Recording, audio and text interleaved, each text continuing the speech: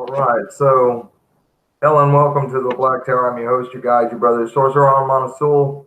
Tonight, I proudly bring to the table Sutekh Amun Ain Soph. How you doing, brother?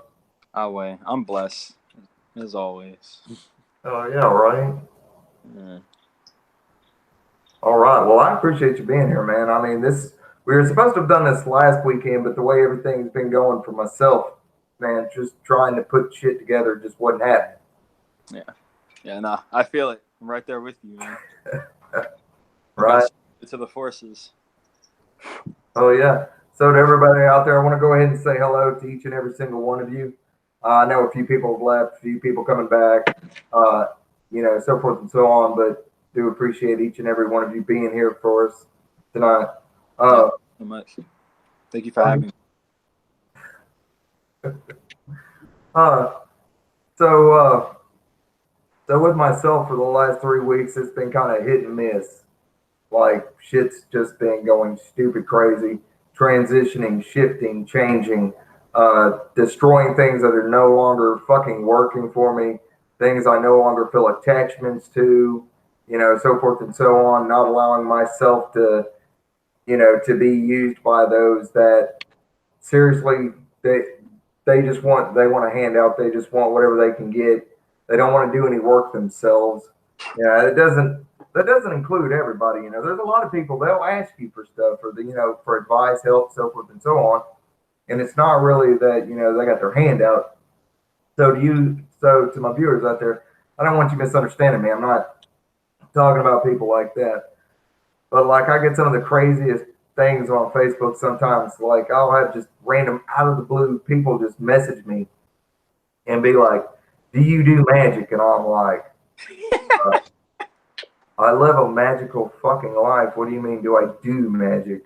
No, in Soviet Russia, magic do you."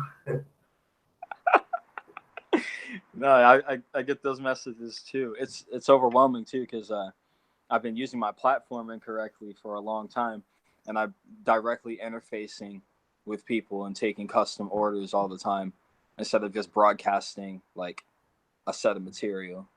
So I get all of this stuff. I just have to filter through, and I'm constantly dealing with people like, oh yeah, can you teach me curse? Can you teach me love spell? I'm like, Damn right I can.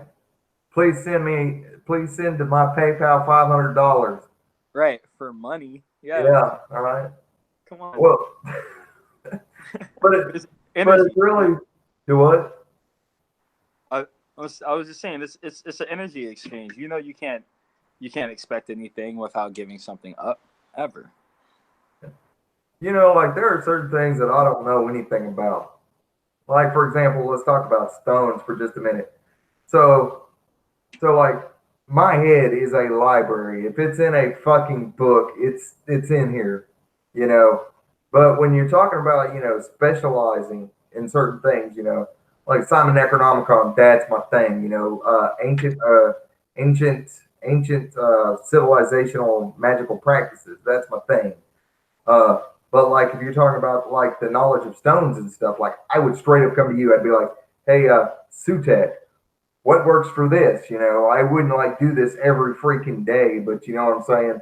If I had a question about something, I'd sit there and be like, "Hey, brother, how do what is this and what's it for?" Mm-hmm. Stuff like that. And at the same time, you're wondering about something. You came to me and you asked me something. If I knew the answer to it, I'd respond. I'd tell you. If I didn't, I'd give you at least a link or an idea of who to talk to about a certain subject. Right. Uh, and in the spirit of exchange, that's what I think of.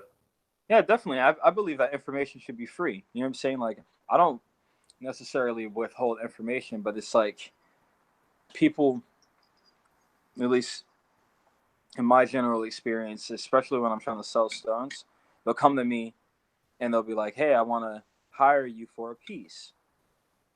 How soon can I get it?" And I'll, you know, give them the rundown, like the amount of time, the amount of material, and the quality of what you're asking for.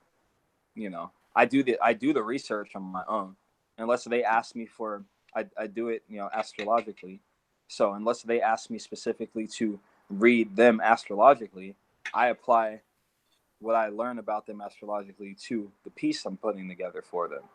And I explain this to them, in the process. But I've had like back and forth consecutive messages with somebody for like 3 days, and then on the third day they're just like, oh yeah, but it's literally to the point where it's time to pay, you know what I mean? And then they're like, oh yeah, I'm broke, I'll hit you up in a couple weeks.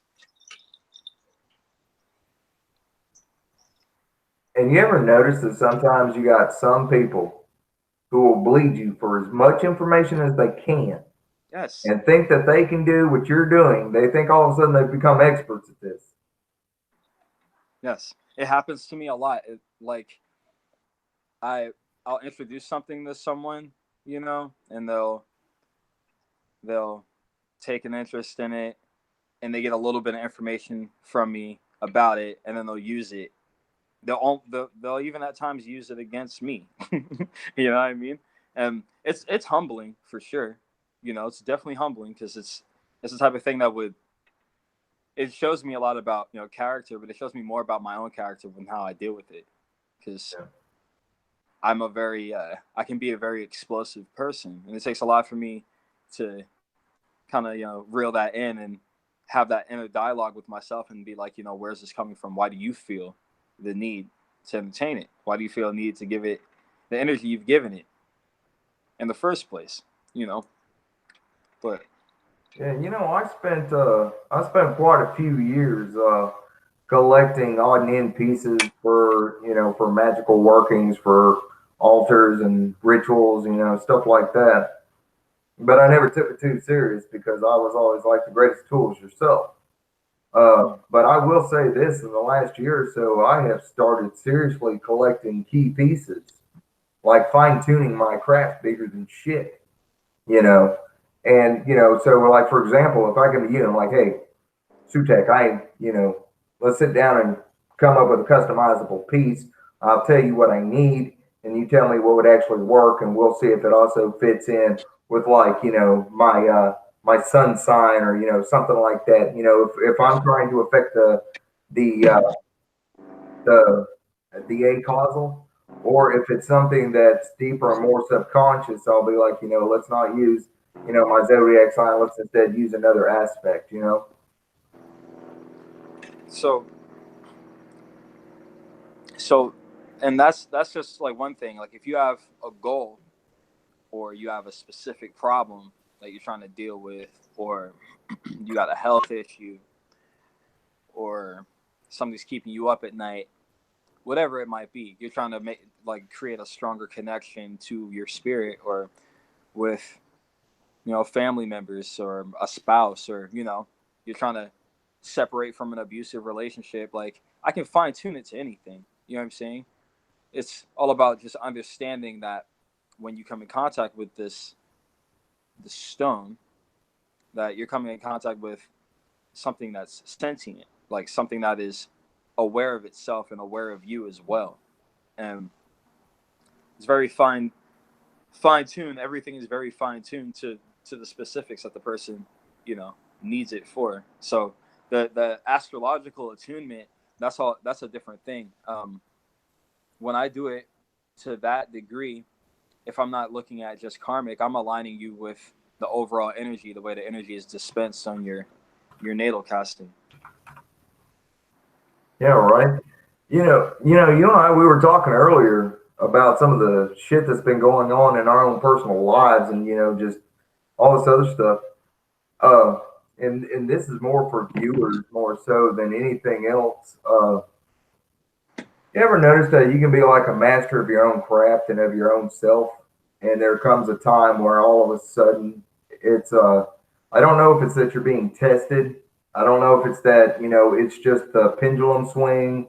Maybe it's the concourse of forces that you work with. The ebb and flow, or what it is. But have you ever noticed that there are times when we are truly overtaxed with shit, and like no matter how skillful we are, it's just one of those things where we're like we got to escape from from society, or that we just got to kind of back the fuck up and put our shit back together, or just let it ride out the storm. Definitely.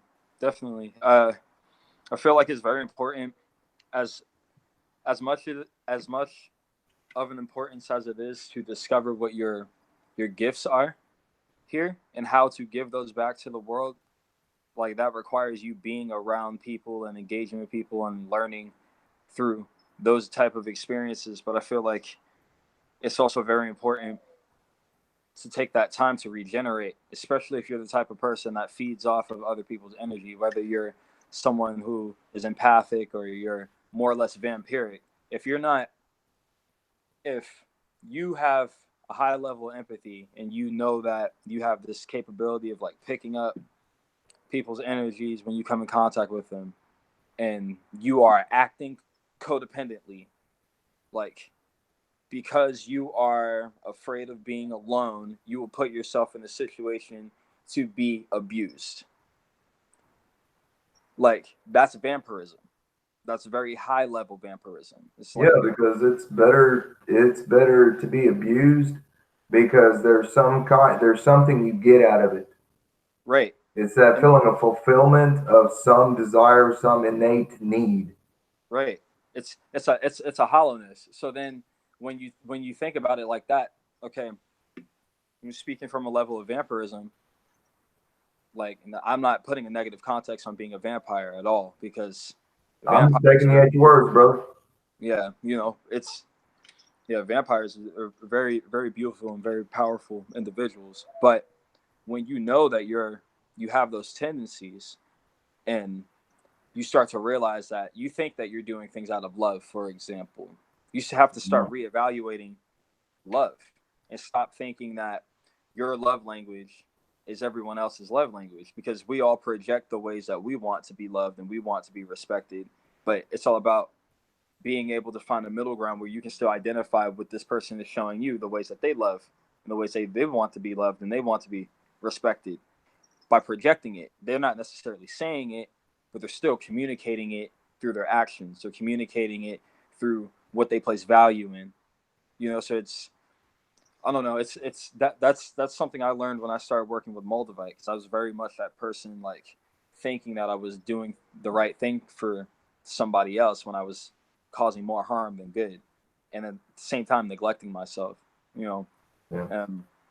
I spent a long time doing that shit. So now, like, I'm sure a lot of people have seen me posting about being doxxed recently. That was one of the closest friends I ever had, and one of the first people I met when I moved to the West Coast from the East Coast. I've known this cat over a decade. Um, I've had a lot of really interesting experiences when I was growing up. I was in the metal. I recorded a lot of metal videos, and was just really doing my thing, like maybe 2007, 2008, and was trying to establish myself in that community. And there was a lot of racial things I would encounter. So I would be like in my local neighborhood doing performances and things like that, and hate groups would show up to my shows and they jump me and they fuck me up. You know what I'm saying? Like I wouldn't suspect anything, and I'm getting all this mail and all this stuff. Social media was always like a really weird place for me. So when he was around for all of it, and we had a lot of really intense experiences. And when I was younger, I didn't identify, like, I wanted to see the good in people. I didn't identify with what people were actually showing me. I was always taking things for face value. I was always taking people's word, and I was putting myself in all these situations to be hurt. And what I'm saying, ultimately learn really powerful and really painful lessons as to how to let go. And learning about my natal chart, I have these really interesting aspects with Venus, Pluto, Chiron, that really put a lot of that stuff into emphasis for me. Like, things have to shatter, for me to actually like leave it behind. You know what I'm saying? It's been a lot. It's been powerful as far as like understanding that, like, that introspection and that moment of taking a step back and looking inward. Yeah. It changes everything for sure. Yeah. Your camera went out, by the way. Oh. But no, it's interesting that that you talk about vampires and empaths and stuff.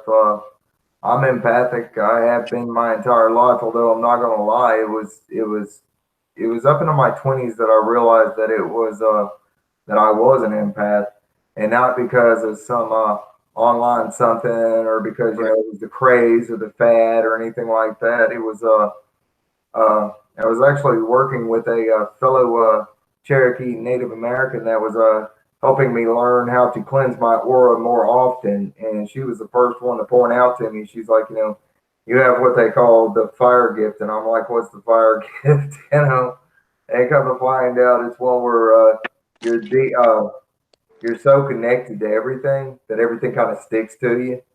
Hmm. And so anyway, so learning through that, fast forward just a bit, and I started getting into the into vampirism itself.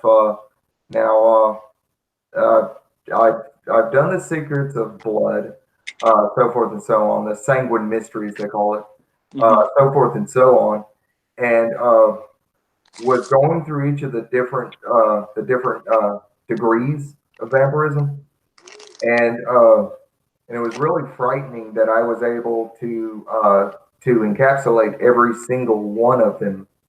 Hmm. And because I've always I can dreamscape like nobody's fucking business.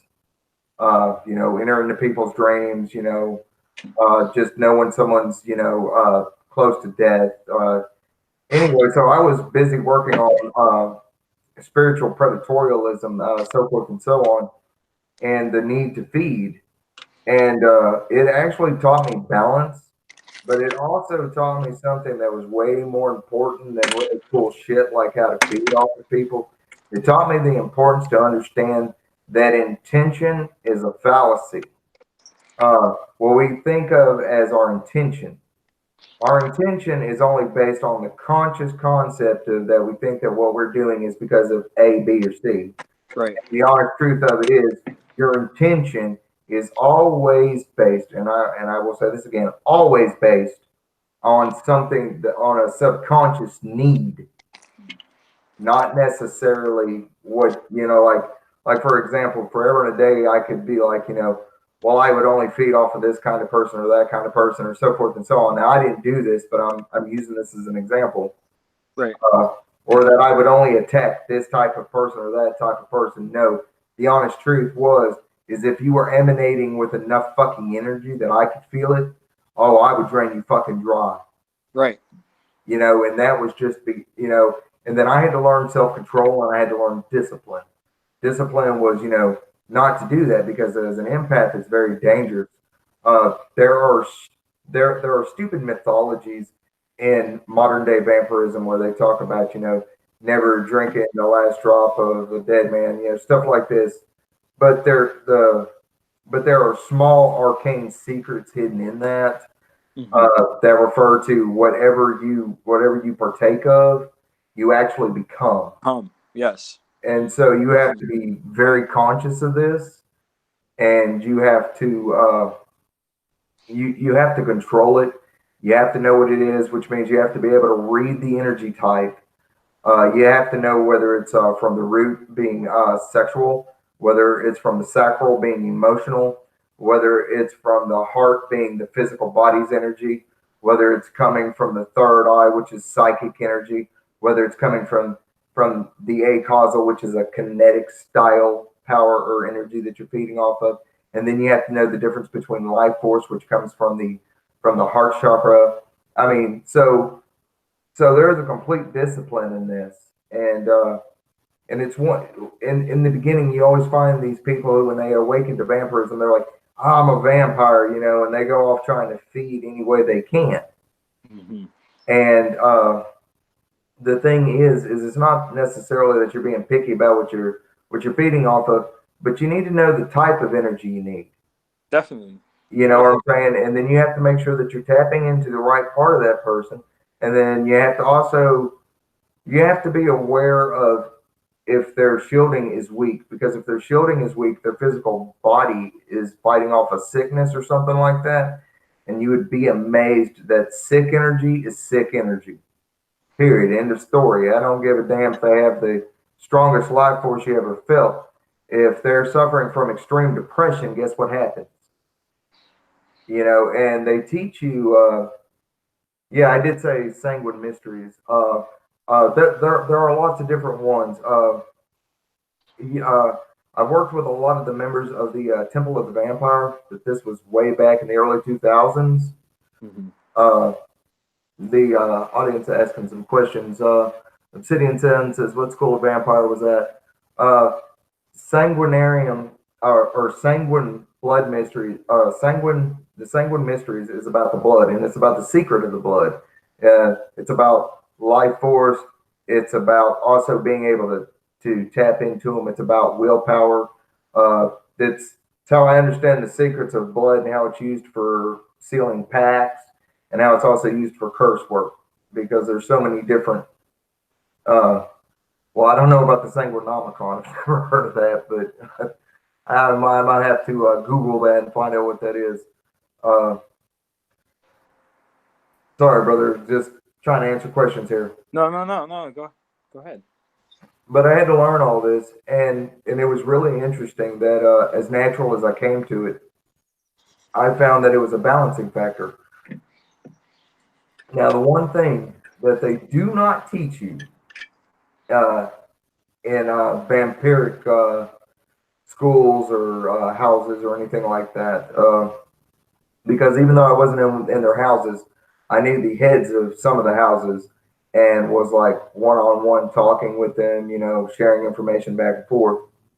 One of the things that I did learn that you cannot learn from that has nothing to do with empath or any of that other stuff is stuff like masochist. Like masochism, for example. Like, I love pain. I mean, I really love pain. I used to like extremely love it. Emotional pain, physical pain.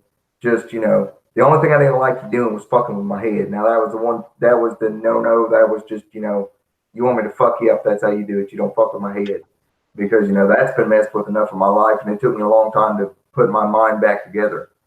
And so, you know, automatically there's like the strongest shielding or wall around my mind, because, you know, that was the hardest hit as a child and coming up, you know, growing up. But then at the same time, I was a masochist. I enjoyed causing pain, like just a great thrill, you know. So when it came to vampirism, it was not a problem for me to, you know, like when they have to sit there and say, you know, well, this is, you know, prey is prey. You know, you just don't feed on your own kind. Well, at one point in time, I got called the worst kind of vampire there is, because I would actually feed off of other vampires. And it wasn't, it was because the energy was cleaner and more refined, but I would also give them back a certain type of energy that they needed. So, you know, it was kind of a simpatico thing. Right. Well, I don't know about a vampiric lord. I was nowhere near a lordship on any of that. I experimented a lot and found out what I enjoyed feeding off of. Well, thank you very much, Ethan.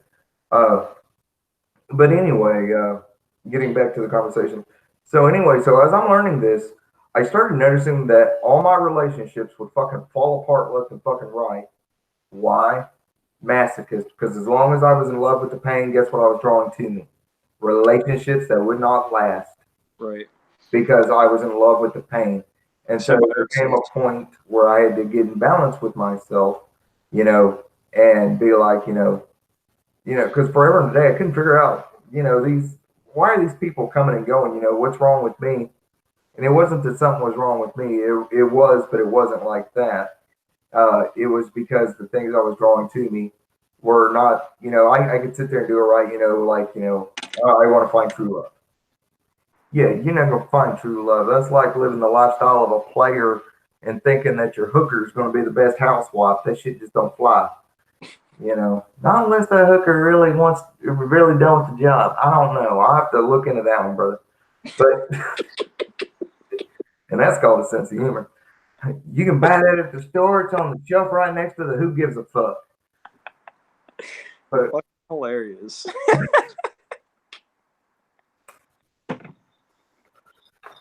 I'm glad you like that, man. Oh my god. Looks like I made somebody fucking laugh today.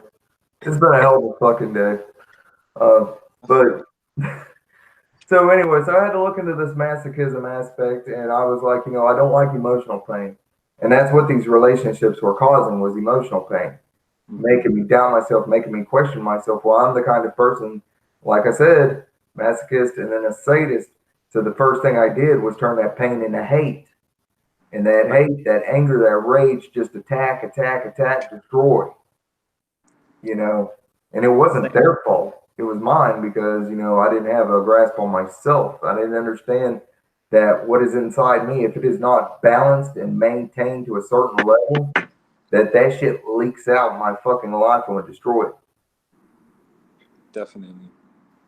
There's definitely something I have to be mindful of myself. It's funny. I sit here and I talk about this shit, but it's funny how many times I keep forgetting the most basic of things. Just like there's a saying that I love: "Let the dead bury the dead." And I'm Yeah, not. that hit me hard when you said that the other day. Do what now? That hit me hard when you said that the other day. It really did. I needed to hear that. Yeah. There are some people that are going to be worth your energy. They're going to be worth everything you put into them. You know what I'm saying? And then there are some people, man, they just going to fucking take you for the cheapest fucking ride they can get. And it's like you befriend somebody and you're building them up, you're boosting them up, and you're doing all this, that, and the other because you want something for free or because you're playing them. There's an angle there. Right. Those people, I consider those the dead. Even those who are, I understand that there's a difference, that there's different degrees and levels of intelligence in everybody, and wisdom and understanding. And nobody can help to what degree that they are. You know what I'm saying? Because it just is what it is. Right. But when you got people who are of a said level and they're trying to be way the fuck up here, I was sitting there like, bitch, you need to back the fuck up. Don't talk. Because that energy exchange, that interplay that we all do in this community, it's important. Respect yourself fucking first. Right. And then show respect to the motherfucker in front of you. Exactly.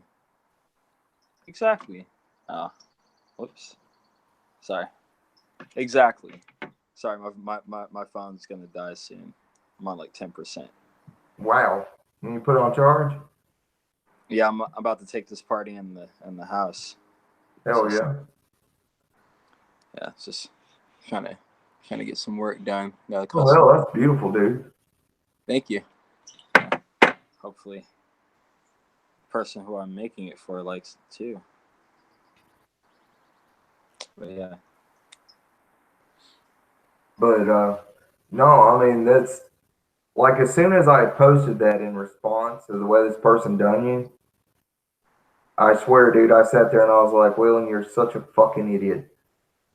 You need to listen to your own fucking words, dude. So it's always interesting that it's not a matter of not practicing what you preach type thing, but it's one of those things where the basics, you always come back to the basics. Always. And anybody who says, "Oh, I'm too advanced for the basics," bitch, the advanced was based on the basics. You got to keep them all in line. You have to start somewhere. Yeah, like I have a really good friend and brother online named Freddie Cook. He does artwork and stuff. Which one day I'll do a video on some of the things I've purchased and what I do with them and so forth and so on. But he was he explained the depth shift in a way I've never heard. He was talking about martial arts, and he said a black belt is not necessarily this great big wonderful master that knows everything. The black belt is an adept of the basics. He's a master of the basics. Right. You know what I'm saying? And there's 4 degrees after that. And so in a sense, yeah.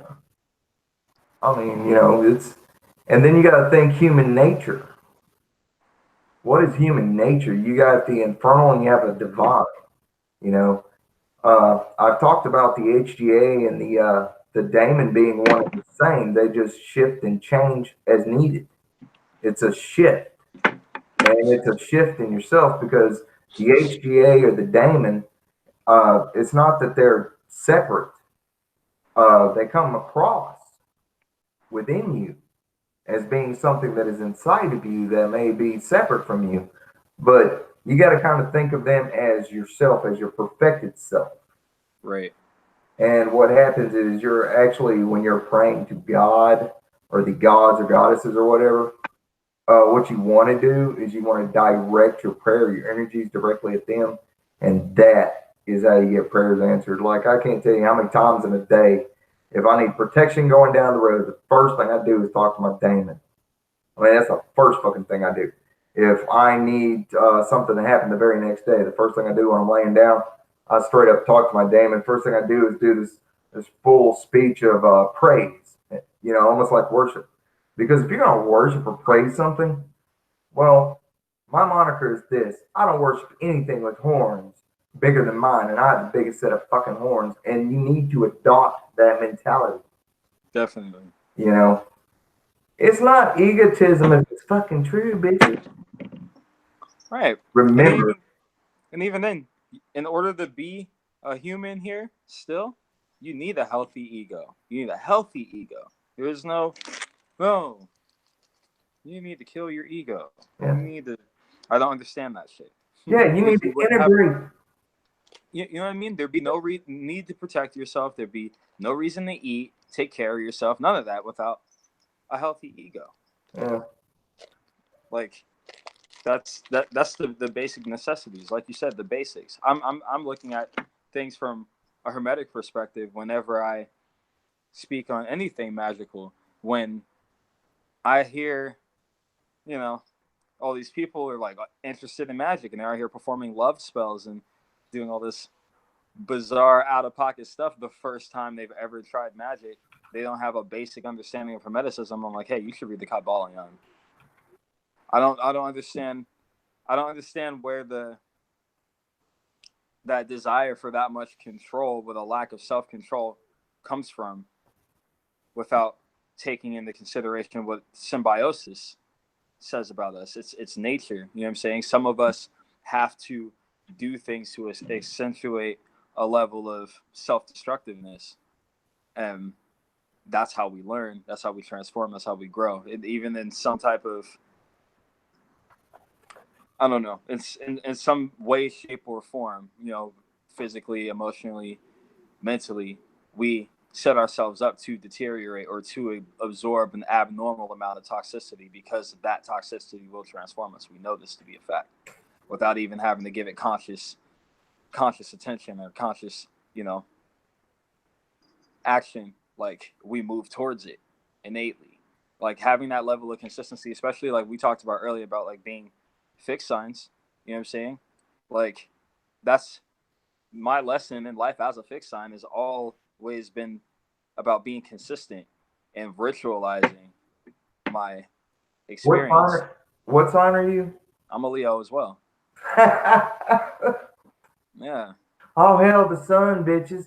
Right? 666. Yeah, I share a birthday with Lovecraft. Okay, now I'm going to be honest with you. I don't know whether to love or hate you, Sutekh. Jealous. It's hard to make me jealous. Yeah, man, I feel it. 8/20/90. Something bigger than mine. Normally they don't make me jealous, but the birth date thing, that kind of does. That's crazy because I never grew up celebrating my birthday, so I never really cared. That's one of the only things that really made me care about that. And I share a birthday with my grandma too. Hey, dude, that's fucking awesome. Yeah. Speaking of birthdays, now for the last I think 15 years. No, hell no. For the last 20 years, I have celebrated every fucking birthday I have. The week before, the week of, and the week after. And here's why. Because the greatness was born on that fucking day. And self-esteem comes from within, bitches. Aha. Yeah, you should celebrate the whole month. I mean, like, why not? No. Just 3 weeks. Just 3 weeks. I'm not stingy. I don't need the entire month. you know, but you know, and a lot of people don't get that because there'll be people that I really love and just love being around, and I want to see them happy and just everything else, and they don't think anything about their fucking birthday. And all of a sudden, I'm like, hey man, we need to celebrate your birthday, and they're like, dude, it's just a day, and I'm like, no, motherfucker, this is the day you came on upon this earth. No, no, no, no. That there's plenty of reason to celebrate. The sun's returned. Well, I don't know about no sun returning, but I know it's the day that I was put here to aggravate, piss off, and be an important, integral part of somebody's life, even if it's just my own. Definitely. That term I use is an astrological thing, solar return, the birthday. Yeah, you know, I come across joking about that and just whatever. It's not really egotistical, but I tell you what, it is something that those 3 weeks during a year, I do celebrate the fact that I was born. I don't give a fuck whether anybody else is happy about that, whether they like me, don't like me. I don't give a fuck. You know, those 3 days, those 3 weeks, they are spent seriously straight up celebrating the shit out of me being here. I feel that. You should be celebrated like that every day. Oh, well, damn, dude, you do. I tell you what, if yours is late enough in the month, I tell you what we should do. We should sort of somewhat combine them, because it'll be during the tail end of my celebration and the beginning of yours when you just kind of throw a party. I'm down. Fuck yeah. I'm down. Hell yeah. I'm so down for that. You know what though? Seriously, and I had to stop doing this, but about 10 years ago, I used to have a habit of, it was now on the day of my birthday, now not during the week before, the week of, and the week after, but for 3 days, the day before, the day of, and the day after on my birthday. It was the only time I would allow myself to either get drunk or high as fuck. It was the only time, and I did this shit on purpose. And this one year, I did this fucking Babylon working, and I went to summon my desire for that year, and I'm gonna share the story here, so that people can laugh and joke about it. So here's what I wanted. I wanted to do a line of coke off a hooker's chest. You know what I got? An 8 ball of coke for $40 and couldn't get a hooker. I was even offering them the rest of the damn coke. I just wanted to do the line off their titties. No. No. Only in fucking Alabama could you not find a hooker, and yet the police, if you're a female walking in certain parts, they stop and they think you're a prostitute. And I'm like, if you find out that one of them are a prostitute, can you please give me their phone number? Because I need to connect with it. No. You're hilarious. No, I feel it. What is that you're burning underneath the... It's Palo Santo. Oh, okay. I couldn't pronounce it. That's what I thought it was, but I wasn't for certain. Yeah, so check this out. Look at this. Holy shit, dude. Palo Santo. Yeah, you know what you need? A pocket knife so that you can just whittle off shavings. Yeah. I wanted to carve a Hecate sigil into it. Hell yeah. Thinking about it.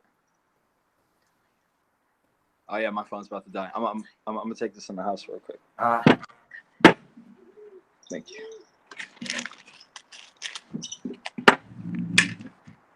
Oh, here, one more. Check this out real quick.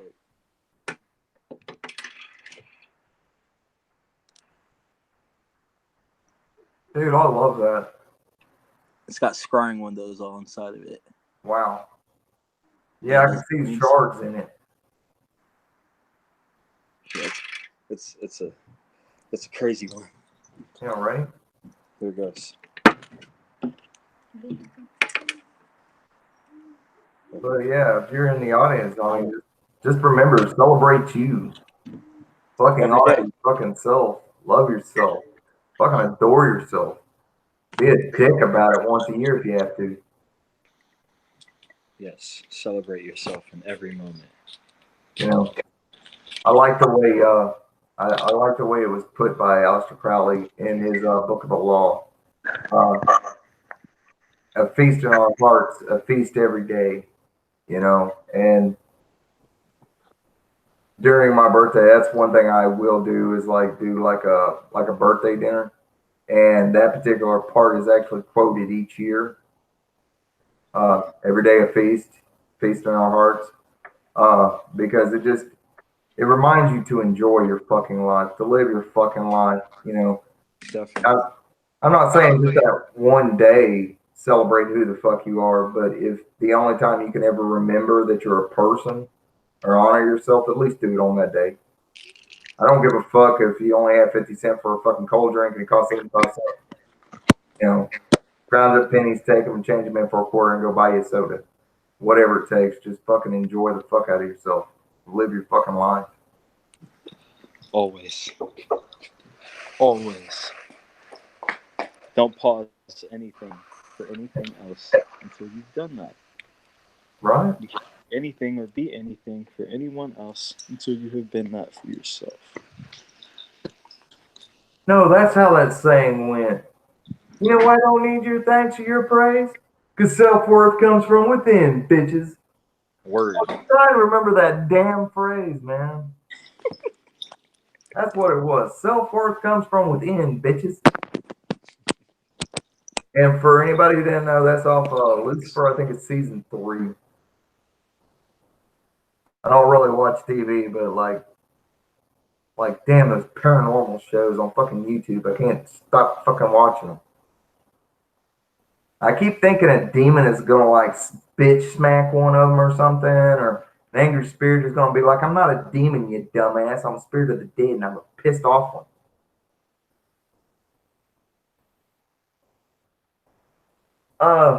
Enter there, Michael W. Ford. I don't know if his I don't know if you can still find it online or not.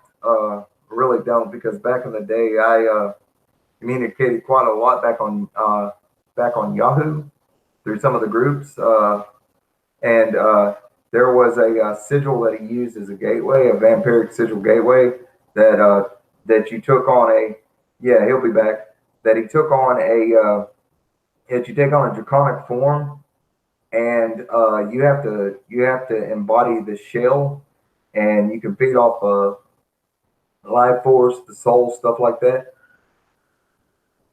You can find stuff like that on vampirism. I mean, there's all kinds of really nasty things you can do. You know, if that's your cup of tea. I don't really care personally. I don't sit up on a pulpit preaching what you should and shouldn't fucking do. You know, if somebody gets tired of you shit, the first thing they're going to do is they're going to get rid of the problem. So, you know, discretion, let it be your guide.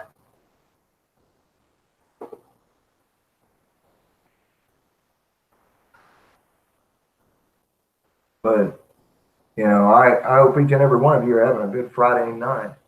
Sorry this is so late. Sorry it took us a little while to get this spun up. My boy here, he was running just a little bit late, and we had to talk for a few, get things set up and how we're going to do this, what, you know, subject, so forth, so on. Was going to go into this great big thing about, you know, his extreme knowledge of stones, because my boy here, he's just he's got that shit in fucking spades. But we decided we'd just have a conversation on hardships, transitions, stuff of that nature. Divinum Domina Luna, if you don't mind, if he's having problems finding the link, if you would let me know so that I can log back into Facebook and relink it to him, if you don't mind.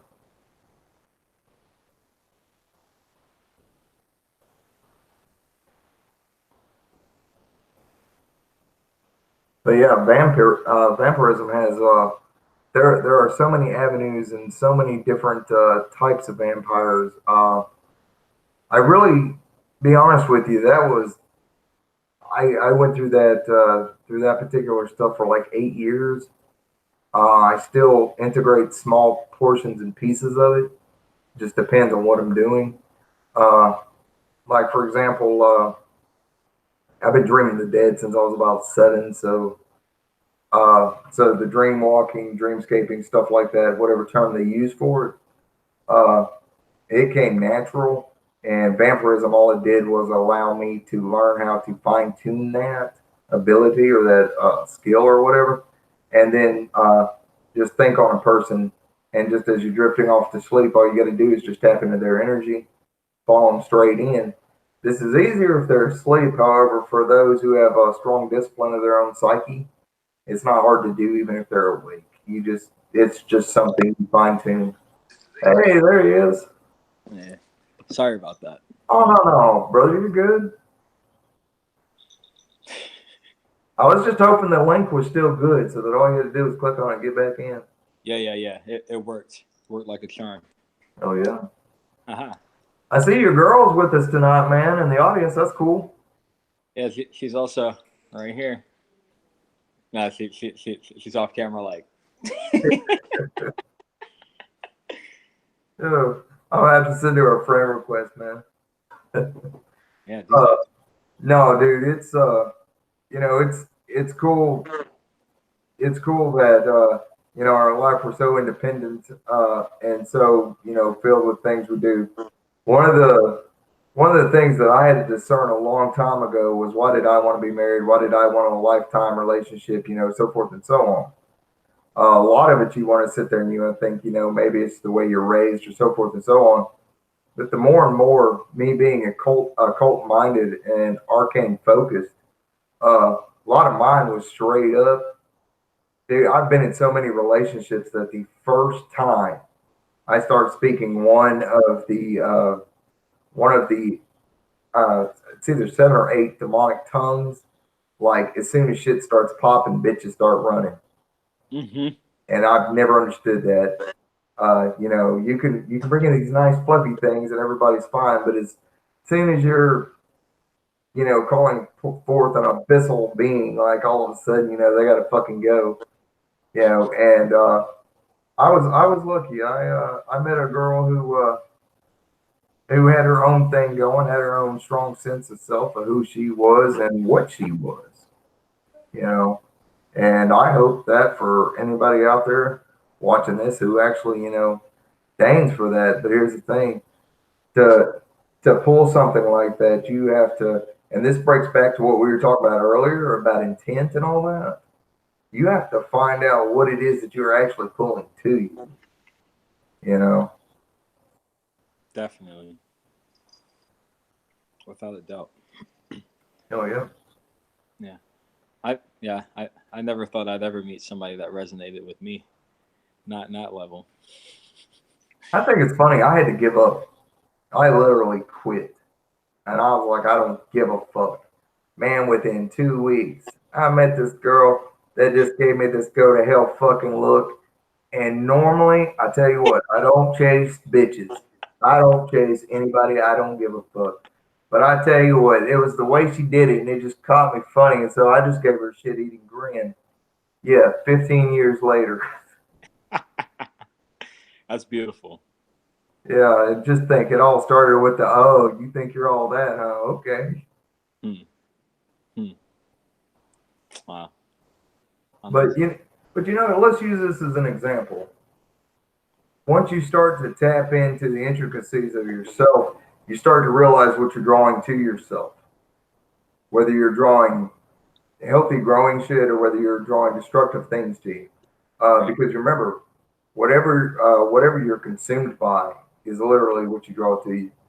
For example, a lot of people wonder why their magic doesn't work. And this is like the biggest thing I've ever fucking seen. If your mind is always on magic, like this spell, that spell, so forth and so on, your energy is spread the fuck all over the place. If your mind is ever on a particular thing, your energy is always going to that place.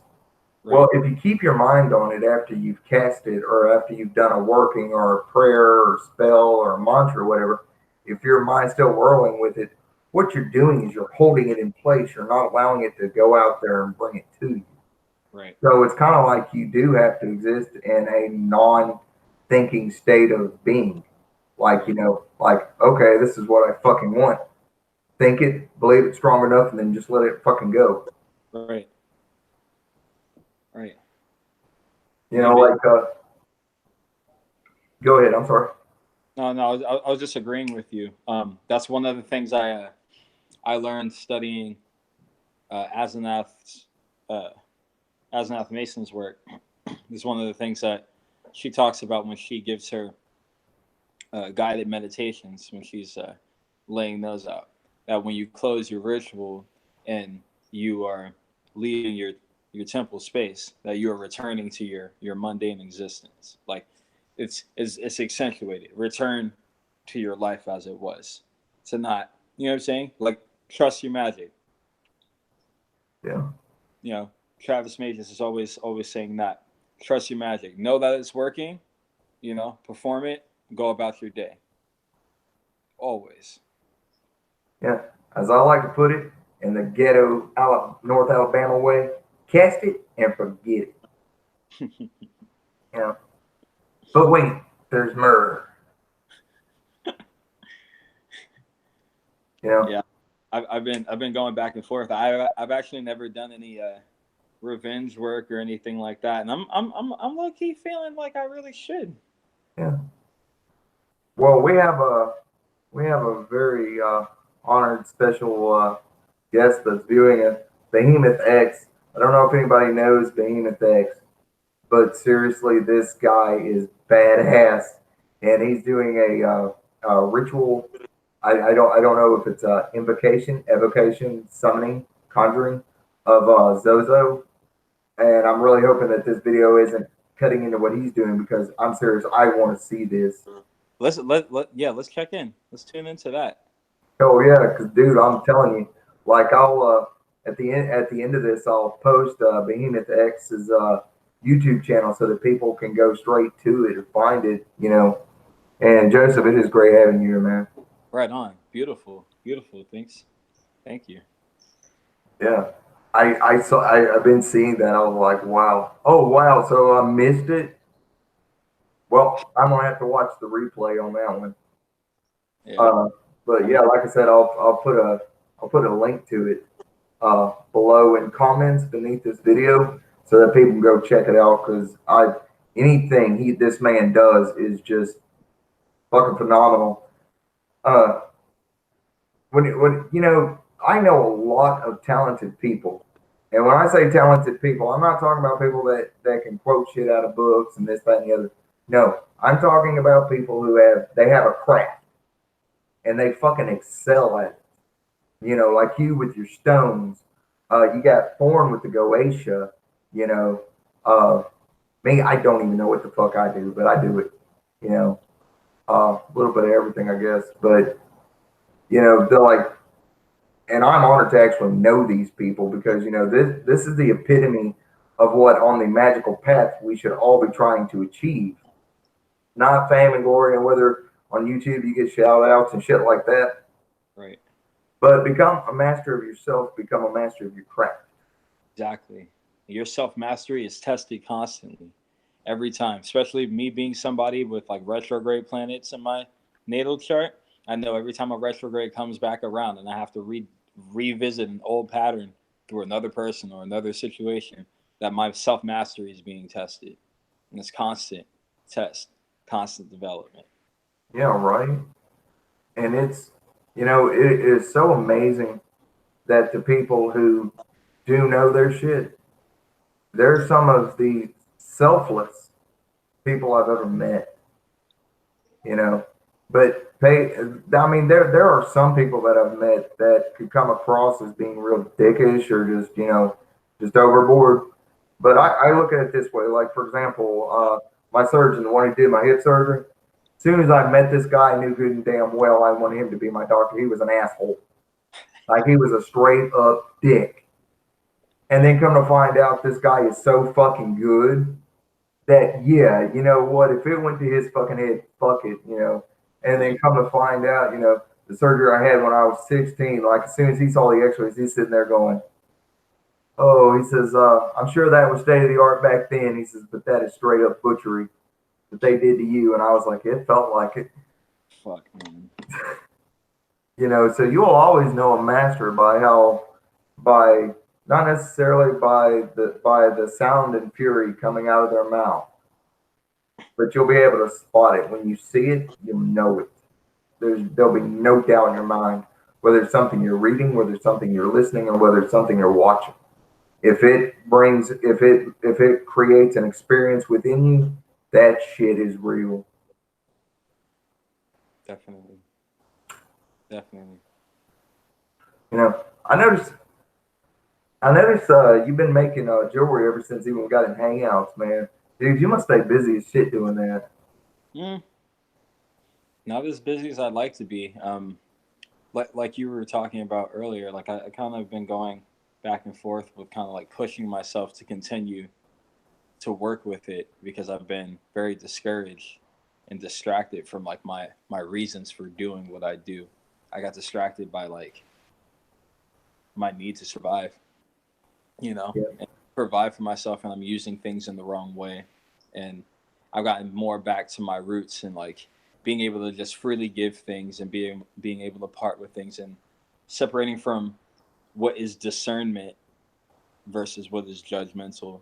You know what I'm saying? Because there's a lot of things I notice that will make me feel like I don't want to, pass the stone to this person because I don't think, they'll use it. They'll sit on their desk. They'll collect dust. Who am I?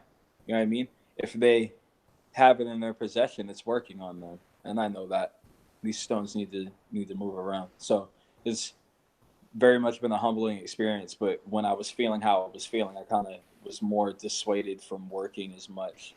Had to get past a lot of my own little personal things. But I'm more so. I create music more or less almost every day. If I'm Dude, I love your music. I really appreciate that. Thank you. Hell yeah. Dude, I'm telling you, man, fire was that. I'm telling you, I think you wrote that for me. I don't think you knew that. That was wrote for me. And Daddy liked it. Daddy liked it. Daddy liked it. Daddy liked it lots. My lady and I just finished this tiny little. Oh shit! Hold on, this tiny little moldavite piece here. Let me see if I can. Can I flip this over? Oh, whoops. Yeah, dog. Oh man, dude, that thing is gorgeous. Thank you. Yeah, we just finished this one a second ago. Wow. Holy shit, dude, that's beautiful. Thank you. I've actually I believe I'm not for certain, and I won't state it as a fact. I'm not certain if Thorn introduced me to your work, or if I saw it like a week before Thorn had said something about it. But I do remember, and he was talking about. He talked to you. I was sitting there going, "Yeah, that's the guy that makes the jewelry out of stones." And we were sitting there talking about this, and and so forth and so on. And then I went to paying attention to some of the stuff you're doing. I'm sitting there going, why is he using so much copper? And then I went to think about it. I was like, wait a minute, that's a Venetian metal, first off. So it's a perfect conductor. I mean, that's why it's used in electrical stuff. And I was like, wow, it's how you can channel the energy of the stone. And I thought that was so unique. And then you said that, and I was like, good, I got that. I was glad that I understood that aspect of it. I know that it's a lot more than just making a piece look pretty. Right. Ethan, he said it was moldavite. Yeah, this is moldavite. And personally, with like something like moldavite, for example, moldavite's one of the highest vibrations I've come in contact with, next to like phenakite, things like that. Oh yeah. But moldavite, and I will relate this to anyone who's just expanding their consciousness in general. When you have a lot of energetically, when you think about your energetic system, you have a lot of top heavy energy. A lot of the information, a lot of the energy that comes into your body, it can't remain. It's fleeting if you can't ground it within you. And copper helps you take those energies and really solidify and ground them because it works directly with your root chakra and your earth star chakra. So in dealing with that, I've been learning more too about how you can get high frequency stones that work with the chakras that exist above the head to work with the chakra below the feet. And once that energy, that high level of energy and that channel is open and that high level energy is being grounded, it can be accentuated through you. It flows through you naturally. You become one with it, as opposed to you just like pulling on things periodically, you know? Yeah. I'm going to ask you a crazy question. Now, I noticed that you literally wear the gems in your hair and on your glasses. And when I saw that, I was like, because when I first saw it on your glasses, I was like, holy crap, he's using that to fine tune his third eye, you know? And it took me a little while to realize that, you know, that you had pieces in your hair and stuff, and I noticed it hanging down. Do you wear any around your waist and stuff for like the lower chakras, or do you have them on your shoes, or? So often, when I make stuff, on strings, I'll make the string adjustable so I could wear it in different places. I have this one piece that I use. It has a piece of Libyan desert glass in it, and that is more like solar plexus.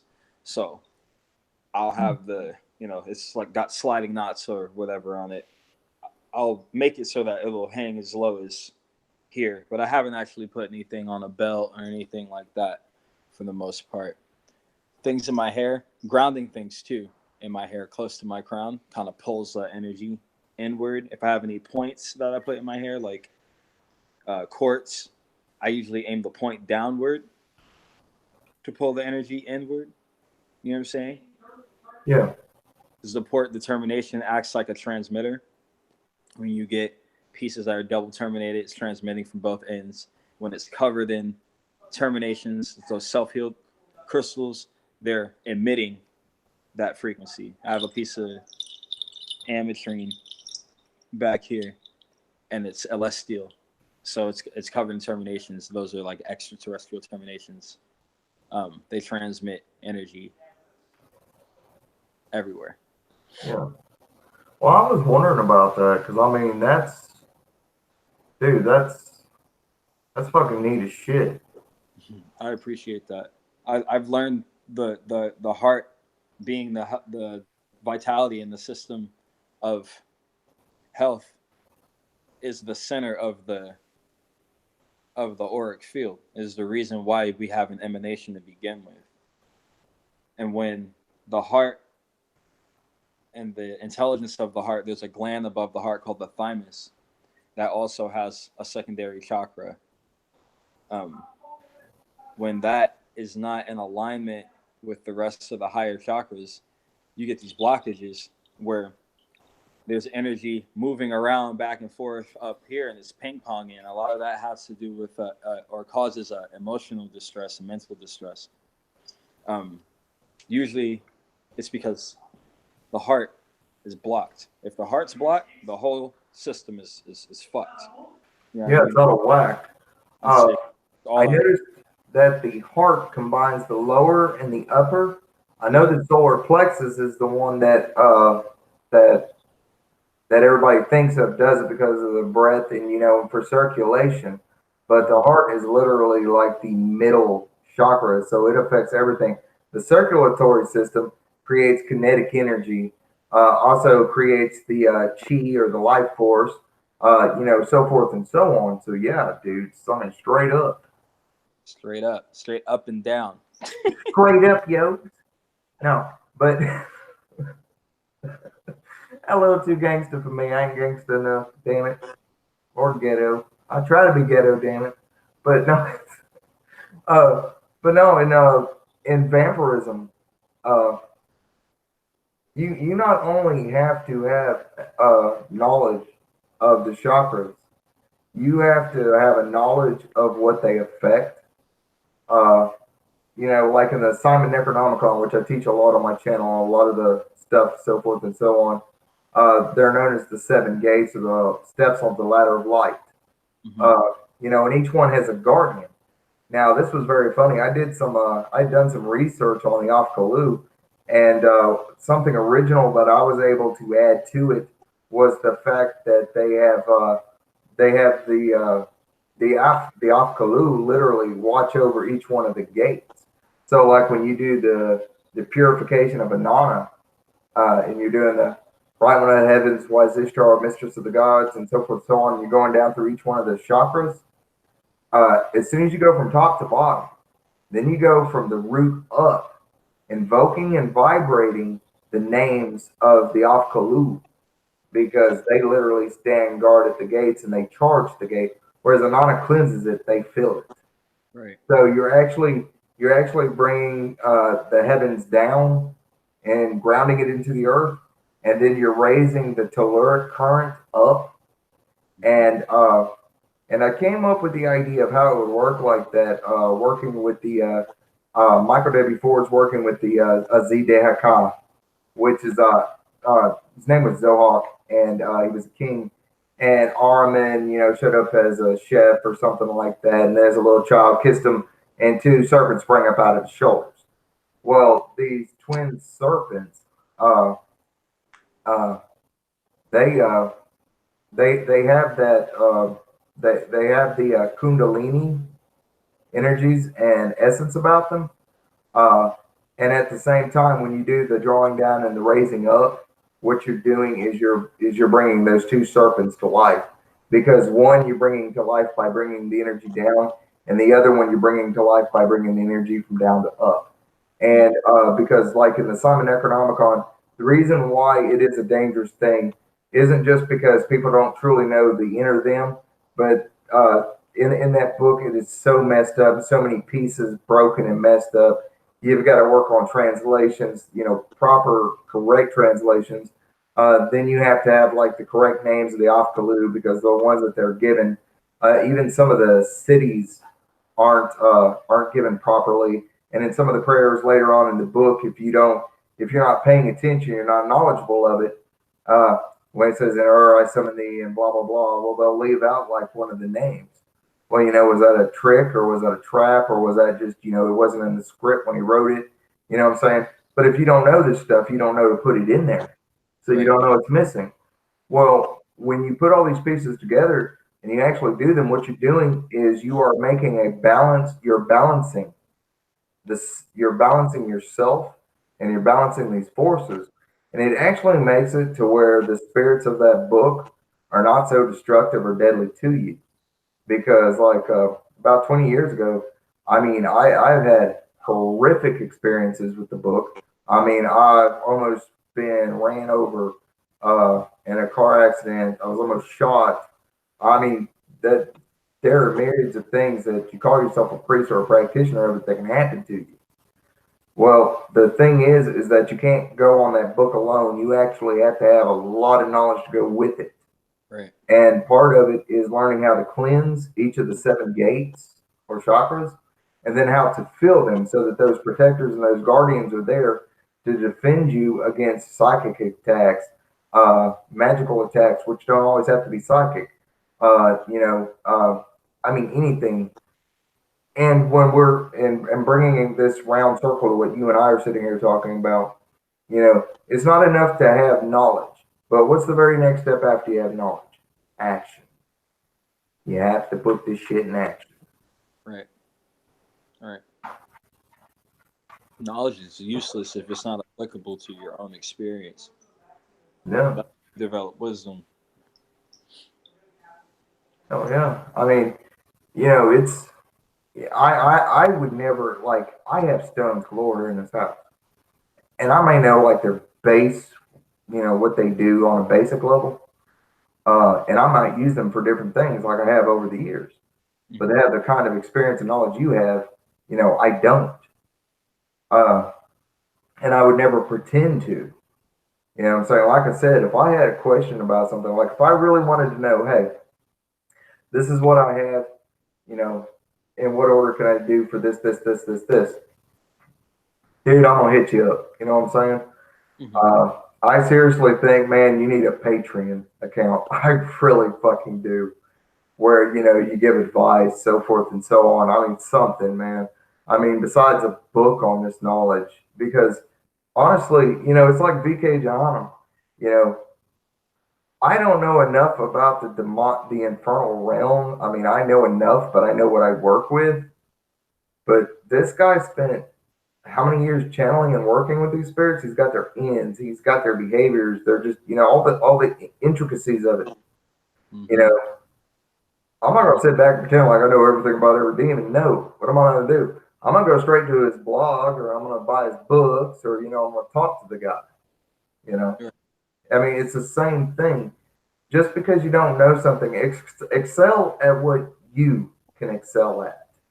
Always. And if you don't excel at a particular thing, find somebody that you know good and well that you can, and that you know is knowledgeable, and not just can sit there and spit shit out of you that can come out of any book. That's what gets so annoying nowadays. You got people, it's not necessarily that they're sitting there regurgitating it, because that's going to happen. But what you have is you have people who have no mind of their own. They have no personal experience. They haven't gone out and just worked on something. Just was like, I wonder if this idea would work, and just went and tried it. Right. You know what I'm saying? You've got to do this. If you want to get anywhere, you've got to do this. It's like a couple of weeks back, I was making fun of myself because I thought I had a bright idea. I was going to try and cleanse a demon, make it angelic, bring it to its most divine, holy form. Holy shit, was I set in my place? Well, the first thing I do is I got a hater telling me about how stupid I am, blah, blah, blah. And I'm like, well, what's funny is that now somebody out there will watch that and be like, okay, I can't do that. Because it's not like there are thoughts that, I like the way it was put. There is nothing new under the sun, nothing that has not been thought or done before. But I honestly think, though, that you may be the first in your avenue. I'm just saying. Well, I have my influence and my inspirations too when it comes to people with stones, but they don't take it the direction I take it. They definitely they touch on information for sure, but a lot of the information, like you said, is regurgitated, or things that have just been circulating for extended periods of time. But I try to go into the root, at least, of where I know things come from, and then I try to look at the scientific aspects, and I look at all of those things in relative to my own experience. There's a lot of things that I've experienced with stones that I've never seen recorded before. And yeah, that's what I'm talking about. If I had $1 for every time somebody told me I was wrong about something, that a such and such book or author said this, and I'm like, right, what part of you thought for 1 second that I haven't read that book? You should ask, oh, have you read such and such? I'd be like, yes or no. You know what I'm saying? But automatically they assume right, that I don't know any damn thing. And I'm like, no, where do you think I got the idea to experiment with that? So, dude, props to you on that. I appreciate that. Yeah, that's why. And VK is a friend of mine, and I really appreciate his work. Like so much confirmed gnosis, man. Like things that I've just had spontaneous thought about, and I was like, where the fuck is that coming from? And I just happened to go Google it, and guess whose blog pops up? VK Jahanam. I'm like, word. I hit him up. I'm like, hey man, I had this thought today, and he's just like, yeah, this, that. Yeah, and somebody referenced it as this and this writing during this time period, and I really feel like they meant this because then this and this, like things he was saying about Abaddon, and all sorts of things. I'm just like, things that just kind of peek through at people through the ether, and the people have are the reasons why they're the conduit for it existing here. They channel that knowledge here. That personal gnosis is like the gateway for everybody else to use these same things in their own way and to activate them in their own lives. Yeah, I was part of a Gnostic group, and it was a Hermetic Gnostic group, mind you. And these are supposed to be some pretty open-minded dudes and females, and so they were really cool with the archangels of the four quarters, right? Mm-hmm. Up until I said something about Lucifer being the heavens of the sky, or the sun being the spiritual sun, Oh, dude, hell no, hell no. Like, seriously, like every post I'd ever made in that group was fucking deleted, and I was kicked out, and I was sitting there going, damn. That's whack. But brother, I bet you that was a good 7 years ago, 8 years ago, something like that. And it was funny because back then I was into Golden Dawn groups, Hermetic groups, esoteric groups, stuff like that. Now then, I find myself in a lot of left hand path workings because it's simpatico with what I work with, what I do. I don't look at it as left hand or right hand or anything like that. I just look like I'm delving into the infernal or into the divine feminine is what I like to refer to it as, because down at its very core, it's just the chaos is matron, I guess. Mm-hmm. Yeah. And I'll probably get a lot of grief for how I worded that, but whatever. Hate is gonna hate, hate, hate, hate. Okay, maybe not, but hate is gonna hate. I drink that shit by the gallon, bitches. I will. I can't think about his name right now, but I definitely will make a playlist on my profile of a Kabbalist that I follow on YouTube. He has like no followers, and he said something that really stuck with me because I already agreed with Sitra Akra being the feminine. That was always my perspective, I and can see that. when I stepped into the whole understanding of it, he was talking about how hypermasculinity being enforced is the right hand. He says, so like people putting emphasis on the left hand and the right hand dichotomy. He's like, think about how when you're in America, like, you're taught to write with your right hand, the in God we trust, and everything is like masculine, overpowered, like it's very symbolic of the way things have happened over time. And up until like the age of Aquarius, like when we were in the age of Pisces, that that tyrant entity had its reign. He had its time period of having that mass influence in this side of the world. You know what I mean? Everything that he touched, he destroyed or he rewrote. All the ancient ones were forgotten or given a darker aspect in that regard. And women in the world, in the same regard, their value was diminished. And then things like sex became weapons and, all of that. And I feel like now that the feminine is more or less being embraced on that level, and women have more freedom to express themselves in the ways that they do in society. For example, like those ideas and those concepts of the feminine, of the divine, of the infernal, allow themselves to accentuate. You know what I'm saying? I feel like it goes hand in hand. Yeah. I've definitely seen a lot of patterns in it, even like to the point of like looking at astrological events from like, past couple hundred years. And it's beautiful. It's definitely beautiful. I feel like we're going to go all the way one way, all the way the other way before we actually find a middle ground and reach that balance that we all need. Yeah. Speaking on this, so for years now, I've studied archaeology. Well, I've not studied it, but kept up with it and findings and stuff like this, and always trying to get my hands on pictures and stuff. Mm-hmm. And I'd been seeing that the animal spirit being one of the earliest forms of invocation or conjuring, and a lot of people have delegated it to the realm of shamanism, which it is highly infused in shamanism. That's like the core root of shamanism, is using totemic animal spirit types to access certain points or parts of the soul self, to retrieve pieces and parts and so forth and so on.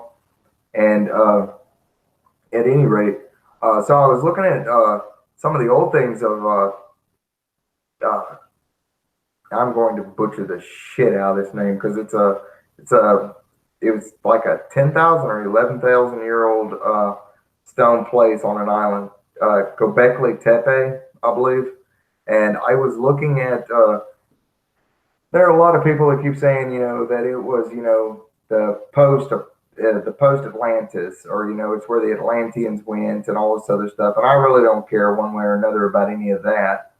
Uh, I know one thing. I know that if Atlantis was real at one point, it's just a matter of time and maybe millions of years of plates and stuff having to shift and change, and land masses rising up out of the ocean and land masses sinking into the ocean for it to come back to the surface.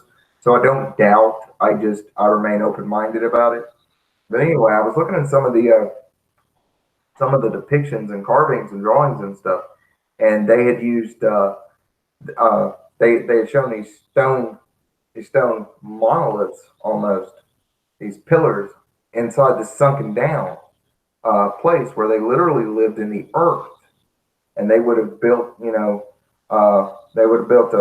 thatched roof or something over it. And I was really amazed at that, because if you think about it, how could ancient man have survived? Well, if you think about how the Inuit do it, they build igloos and stuff. They're on top of the land, and they're building ice around them so that they can stay warm inside, because it keeps the air off, which is what the cold really is, and then they put furs down on the ground to keep the cold from seeping up, right? Right. This is how they stay warm. Well, think about it this way. Like, let's say that there's only 800 humans left, and I'm just making a crazy ass number out there. Well, thank you, Ethan. I'm glad I got that right. I really wasn't certain if I did butcher it. But anyway, uh, so the way they could have survived was, yes, going down and then building a top over it so that the wind and the cold would go over it, and yet they would stay warm and they'd stay huddled and stuff. But anyway, my point being though is that on these stone pillars that they had around it. Sorry about going off on a tangent there, but I love details. Uh, but they had animals, and it reminded me a lot of Mesoamerican uh, depictions of like the jaguar, the jaguar. I love the pronunciation, the jaguar. I keep wanting a jaguar in my yard, out my drive. I just want one, I don't care. But they, uh, they show these different animal things, and if you look at it, those animals they don't exist anymore. They're extinct, Mm-hmm. you know. And then that shows how far, like millions of years ago, we had caveman, and they did their paintings and stuff, right? Well, Right. mankind lived millions of years ago, and these dudes only 10,000 years ago. If you get past the concept of evolution of species, you got to think about it this way: like how they say that trees, maintain memory of, it's like interspecies sharing of knowledge, like a combined world soul. Well, humanity was much the same way.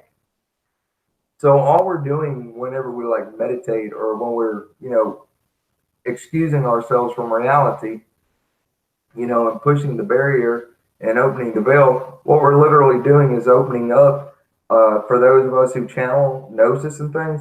All we're doing, they would call it the Akashic Hall of Records. I mean, if you want to be fancy about astral travel and stuff, but you really don't have to do all that. You want knowledge of ancient stuff, all you have to do is know how to tap into it. And world consciousness, even though it's shifting and changing, and everybody I know sees that and is aware of that, but you can also literally, tap into it. And all you've got to do is be strong willed, intent enough to want to know something older, and just think on something you've seen, even if it's a million old, uh, cave painting, and just think on it. And all of a sudden, there'll be knowledge pouring down. You'll start becoming aware of things. Definitely. Well, do the same thing with anything like that. Do you do stuff like that, man? Same thing with working with or keeping petrified wood around, especially like in an office environment, or um, crystals that have record keepers. I talked about before, quartz crystal that can have a left-sided window on its front face. Those are specifically used to tap into the Akashic past lives. And then the right-sided windows are used to tap into the future progression. Diamond windows that sit in the center of the face are used to get a reflection of your soul, where your soul is at. It doesn't record information, it doesn't store information, it only reflects. So those could be used to scry. Oh yeah, like I got a like I've tried all kinds of scrying devices. My favorite is a black plate I have, and it's deep like this. It was gave to me years ago, and it has a has a triple leg stand of all things. And and I'm not sure what kind of stone it's made out of. I'm honestly not, because forever and a day I thought maybe it was painted or something. But I mean, even where on the edges where it's a little chipped, it's still solid black. So I don't know what it's made out of. All I do is cleanse and purify some water, pour it in it, and I just think abyss. And because it's black, the water becomes black. And then, and I use that for scrying a lot. Now I use black mirrors too. Uh, my favorites here lately is an obsidian, is an obsidian scrying sphere I have after I learned how to use it. Of course, I had to fail a couple times before I figured it out. But it's whatever tool you resonate with. But my favoriteest of all is this plate I have. I love that thing. I have a like a I don't know what you call it, an incantation that I use every time I use it. Mm-hmm. Something about the waters. As I stir the waters, I stir the soul, and it literally opens the door to where it's like where you can visualize, if you got marks upon your soul itself, because there's so many instances and experiences in life that we go through that they literally mark us. When you make a pact with the spirit, man, you you marked yourself. Right. I don't care if you went and got a tattoo, so forth and so on. If it's something you truly took into yourself, you're marked with it. Right. And about 20 years ago, I started going through this process of trying to cleanse and purify myself. And I noticed straight off the bat that I was like covered in marks. And I was like, what the fuck? And it felt like not necessarily karmic debt. It wasn't like that, but it felt like I had a lot of shit to atone for, or, whatever language you wish to interpret that in, just things I had to work through. And I think I did this steadfastly for about 12 to 15 years. And then I started taking marks upon myself that I actually chose, to craft the soul divine, I think is how it's actually referred to as, which is also named after a book which is about the subject that I'm talking about. And I use that same concept. Like I know for a matter of fact that no matter how cleansed and purified, I don't care if I did the 7 gate walkings, I don't care, how purified and all this other shit. There is a rage and an anger so deep buried inside me. And it's not, some of it is because of the shit that's happened to me throughout my life. But some of it literally feels like something that's always been there. Like it's my internal fire. And it's one of those things where you don't wish it away. You don't try to, no, I'm not going to be that way. I accept it. I embrace it. It's a part of who and what I am. It's like, when you get fed up online with what these people are doing, and you sit there and you make a post and you say, look, my time cost me. It's going to cost you. Are you being a dick about that? No, you're being straightforward and honest. You're standing up for your fucking self, and you're making a point. And whether people get butthurt or what the fuck ever, you know what I'm saying? They got to understand that people like you who do this for a living, time is money. It just fucking is, and whether or not you live by the 9 to 5, whether you go by a clock, whether, it's your own home business, whatever. A lot of us out here are just trying to do what we're doing, And I like how there's very few people I meet, but a lot of them are very interesting. Like you're totally interesting to me because I see somebody that, like we were talking earlier, and I was like, you ever had to just like do it by yourself, and you're like, because I don't allow anybody else to do it. And I was like, my man, that's what I'm talking about. When you take responsibility for yourself, you don't sit there and go, oh, well, I need to pay my light bill. hey, mom, can you give me $100 to go pay my light bill? Right. What the fuck? Man, dude, I don't know, but maybe it's because I'm old school. I don't really know. But you've got to seriously, you get out of the universe what you put into it, and magic will never do what you want it to do until you have made it boundless, until you've made it infinite, and until you've learned how to unlock that power inside you. Because see, great power doesn't just happen. It doesn't just come out. It's not just natural. It's something that you unlock, that you become over time because of hard work, perseverance. But what's the most important thing? Responsibility. Always. Always. I think that's the scariest thing about trying to accept something for some people from the perspective of like a Luciferian, because you take accountability for the fact that you're the one who made your life this way, and you're the one that's in control. As much as you're in control of the choices that you make and the actions that you take. You know what I'm saying? So like, I feel like being able to surrender to what things are for you as an individual, like that's the first step to like, reclaiming your power, because you start to learn like in all the ways that you have relinquished it to other things, to things that, don't serve your existence, but, serve your fear-based survival, for example. You know what I mean?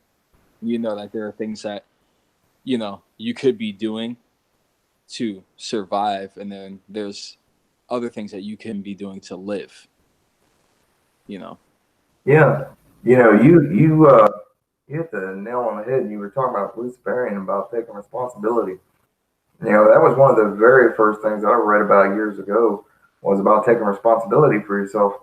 Well, when I was younger, I'd have like, come aparts and shit, because I didn't understand. I was an empath and I couldn't understand what was going on.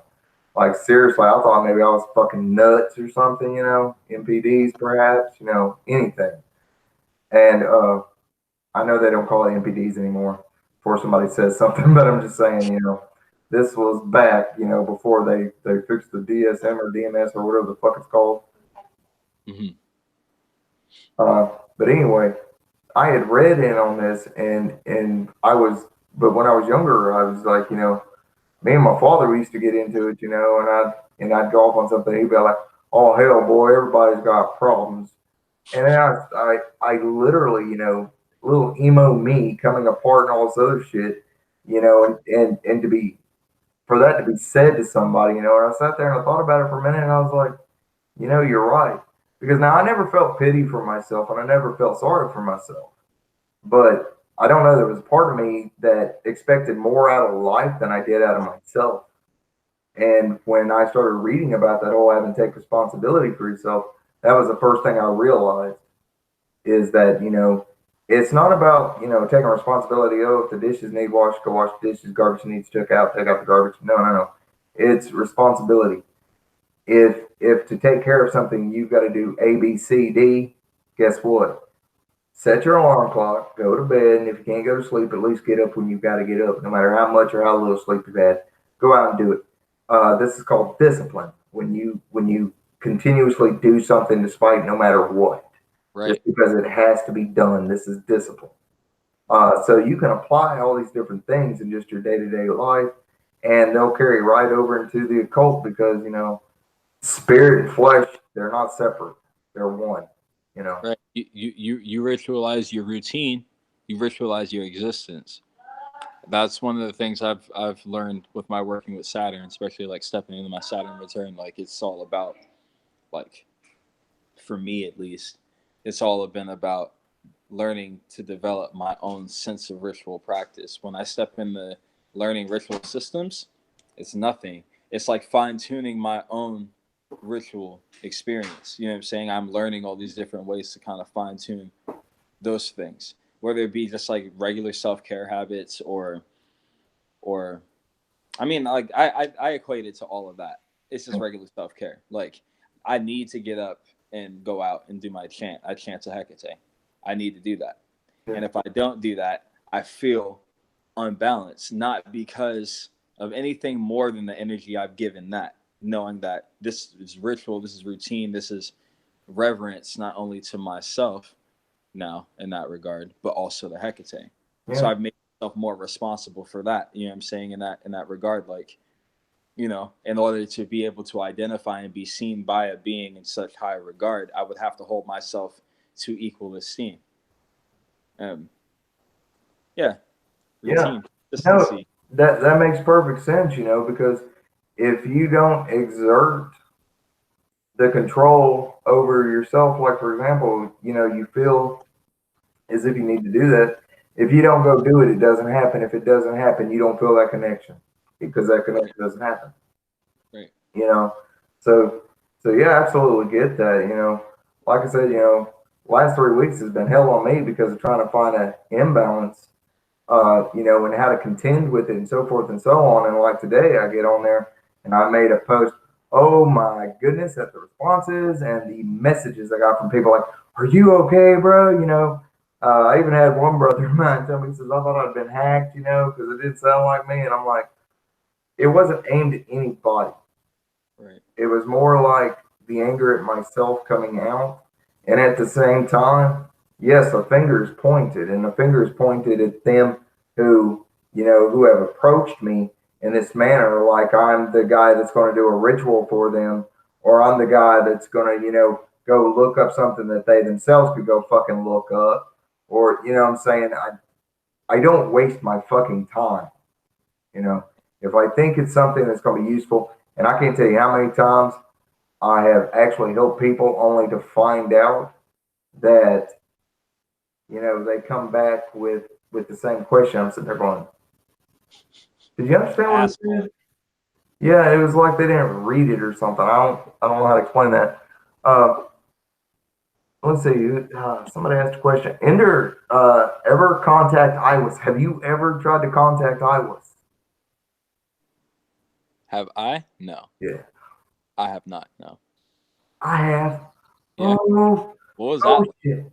Yeah, I was 19 and no, excuse me, I was either 20 or 21, and I was having to live with my grandmother for a little while for with my grandparents for I think I stayed with them maybe 3 weeks, and it was because I was in between places. Oh yeah, you know what? Amongst the religious, you should be very careful what you do. You should be very careful what you do amongst the religious because my grandfather, he kept getting this really weird feeling. So in the middle of the night, he'd like walk the house trying to figure out why he felt fucking weird. And so he'd stand outside my bedroom and put his ear to the fucking door and sit there and listen. And now, meanwhile, I'm the 2 o'clock in the fucking morning guy, making sure that you know that the planets are right and this, that, and the other. And And so I have this great idea. I'm like, you know, because I'm young, so I'm thinking, you know, yeah, Aleister Crowley, I'm gonna do his shit, you know. And I just happen to be curious about whether, you know, Iwas was a real being. Aleister Crowley said it was his holy guardian angel. Well, if it's his holy guardian angel, can he be summoned? Can he be conjured? Can he be, you know, can he Right. be invoked? And that was my favorite.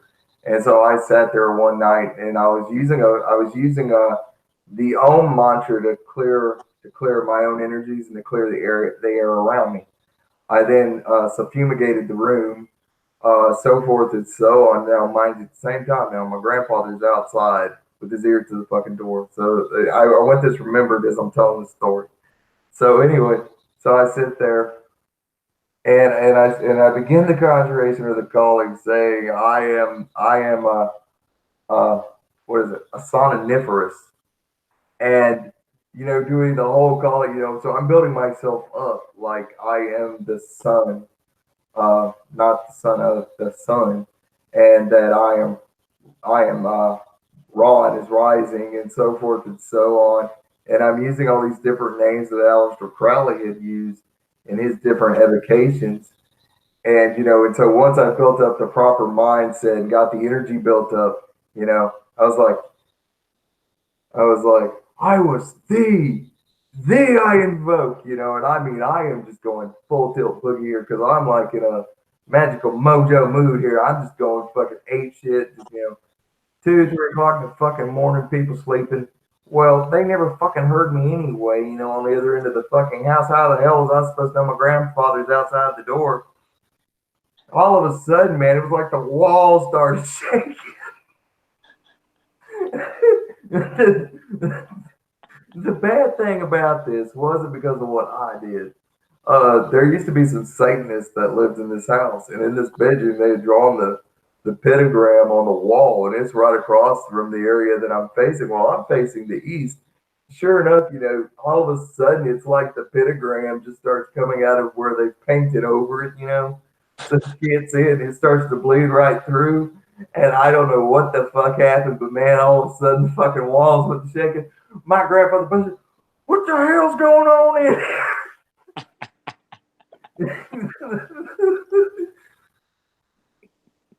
And I tell you what, man, The if beast. it had been for my grandmother loving me so much, she let me stay for another fucking week. He was like, "He's got to get out of here. That boy's a devil worshiper."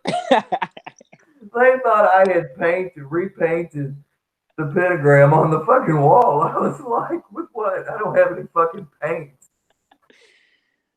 You know, but literally, like all the energy I raised, and this is what you get from someone. I guess you could call me a chaos magician at this age because I knew about the quarters, I knew corner cleansings and banishings and all this other shit and all this other stuff. So I'm going around the room and I'm doing the invoke, you know, the earth invoking because I'm trying to bring this spirit to flesh. And man, I'm telling you, man, when that place was shaking and he came in there and he was scared to death, that man would never walk in that room ever again. Even when I moved out, like he literally, like if it was in that room, somebody else could go get it when they moved out because he was not going in there. He was so fucking scared. So thanks to being interrupted, you know, that was the best I had. And I tried it again like 4 or 5 years later when I was in a safer place. Only this time I chose a graveyard to do it in because it was quiet, set aside, you know, no interruptions, no bothering.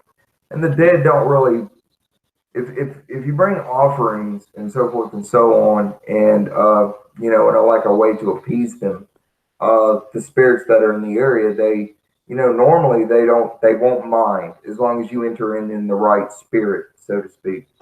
And so the second time I did it, you know, I'm sitting there and I'm imagining the desert, and this time I'm seeing the burning sun over my head, you know, and of course across the planet in that time the sun's above my head, so you know I like I said I work with, you know, making sure timing's right with things, you know, so midday over there, you know, I found out what time it would be over here and I went out to do my workings, and so saw myself in the desert doing this calling. And even though Crowley had done it during the night, I found it important to do it during, you know, well, it was night for me, like he did at night there.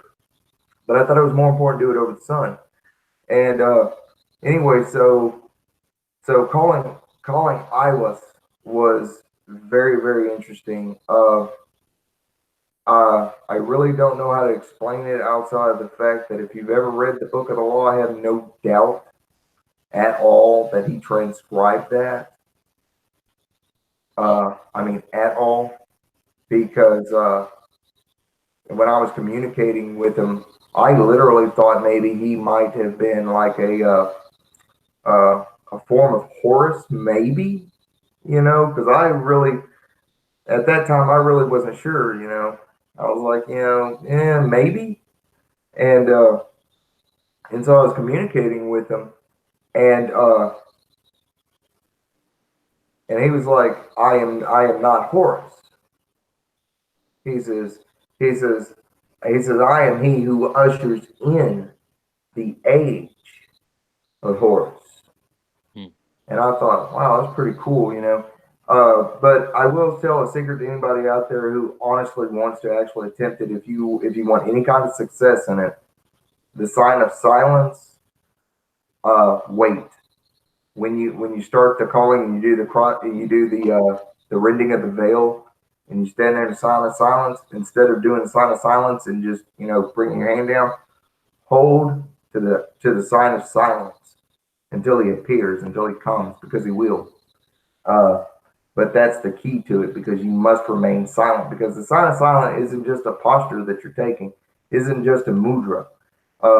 You literally, if you're doing it right, ritualistically, mentally, psychic, just getting in your zone. The sign of silence means a lot. It literally means there is no thought and there is no consciousness. There is no being. You're empty and you are waiting to be filled. And see, and that's the key to success in that calling. Don't know if that answered your question, but I had fun telling it. Beautiful experience. Well, I've had a lot of interesting experiences.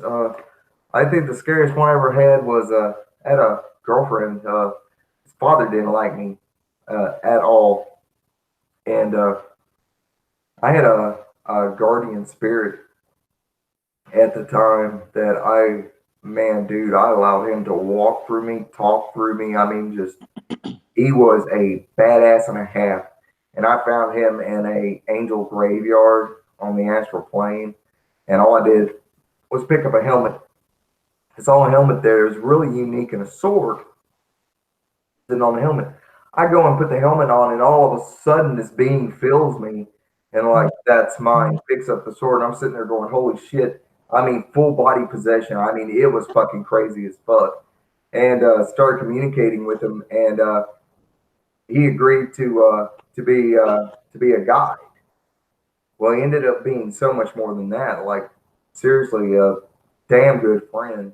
And so I've been working with him for a while. So anyway, so I get with this girl, and we'd see each other like once a week or something like that. But father didn't like me. Well, it had already run into one of those times. We were going out to Walmart one night to go get some notebooks and pens and shit, because we were gonna like spend a night of taking notes and back and forth, ideas and suggestions about rites and things and magical concepts. And at any rate, I didn't know this, but she was working that night. And guess who saw me? The father. I'm coming across the parking lot. All of a sudden, I hear a voice in my head tell me, "He's going to run you over." And I'm sitting there like, "What the fuck?" And I'm looking around like, "Who's going to fucking run me over?" Because I mean, it was loud. It was very clear in my head. He's going to run you over. And I'm like, "Who?" And I look up, and there's this car, I mean, just dead on at me. All of a sudden, I seen it stop dead. And I saw him do this right here. I mean, his eyes get about that big around. Car picks straight up, turns over, and sets back down. The only thing I wished is that back then they had these cute little cell phones with all the little cameras and stuff, because I'd have loved that I had more than just two witnesses who saw the same damn thing. Mm-hmm. And this voice told me, it says, "Get inside. There's a police officer just inside." Well, I went running in there. Sure enough, here comes a police officer coming. I mean, straight out, like, I don't know what happened, but I mean, they were coming flying. They were like, "What happened?" I'm like, "Dude just tried to run me over." Not only did he try to run me over, but dude was getting out with a gun, and that's why they told me to, get inside and get to a police officer. So I mean, dude, it's just some crazy, crazy shit's happened in my life. Wow. But that's neither here nor there. It's just I don't know. They're cool stories or things like that. But honestly, it's one of those things where I could tell these stories all day long, but you literally had to have been there to actually believe them, because some of them are really fucking out of this world. Like, I've never seen a car picked up. It was just the front end. I mean, it was picked up a good 3.5, 4 feet over the ground. Just kind of like something picked it up and just like, "I'm gonna set the front end over here," set it down, engine died. I mean, the look on the man's face was astounding. If it weren't for the fact that, I'm sitting there going, "Did that just fucking happen?" And like my two brothers that are with me just sitting there like, "What the fuck was that?" I was like, "I had no idea. We gotta go." Weird shit happens, but yeah. Do you ever have experiences like that? I mean, you ever had just like really weird shit happen? I've had a couple weird experiences. I've had weird experiences with stones. I had a pretty weird experience with Stolas once too. Stolas was kind of my introduction to working with demons. and I had been working with a sigil for a while, just like carrying it. It was a little like, I got to a point where I could draw it from memory. And the first time I had drawn it, I had to look at it.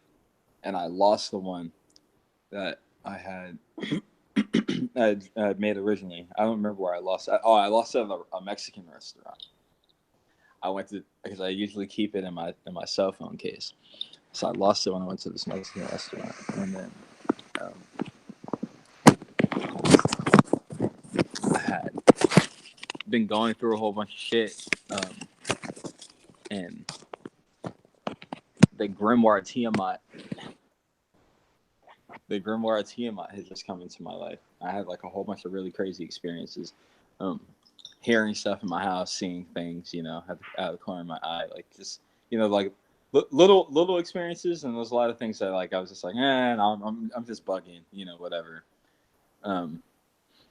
Then within, I'd say like a month's time of me having lost that sigil, I had this, I'd say like a week maybe of just like not knowing anything, not knowing myself, not knowing what I was doing, not knowing where I was at, just like just distraught, just completely like burnt, no energy, like nothing, just like losing my shit. And these friends of ours came over.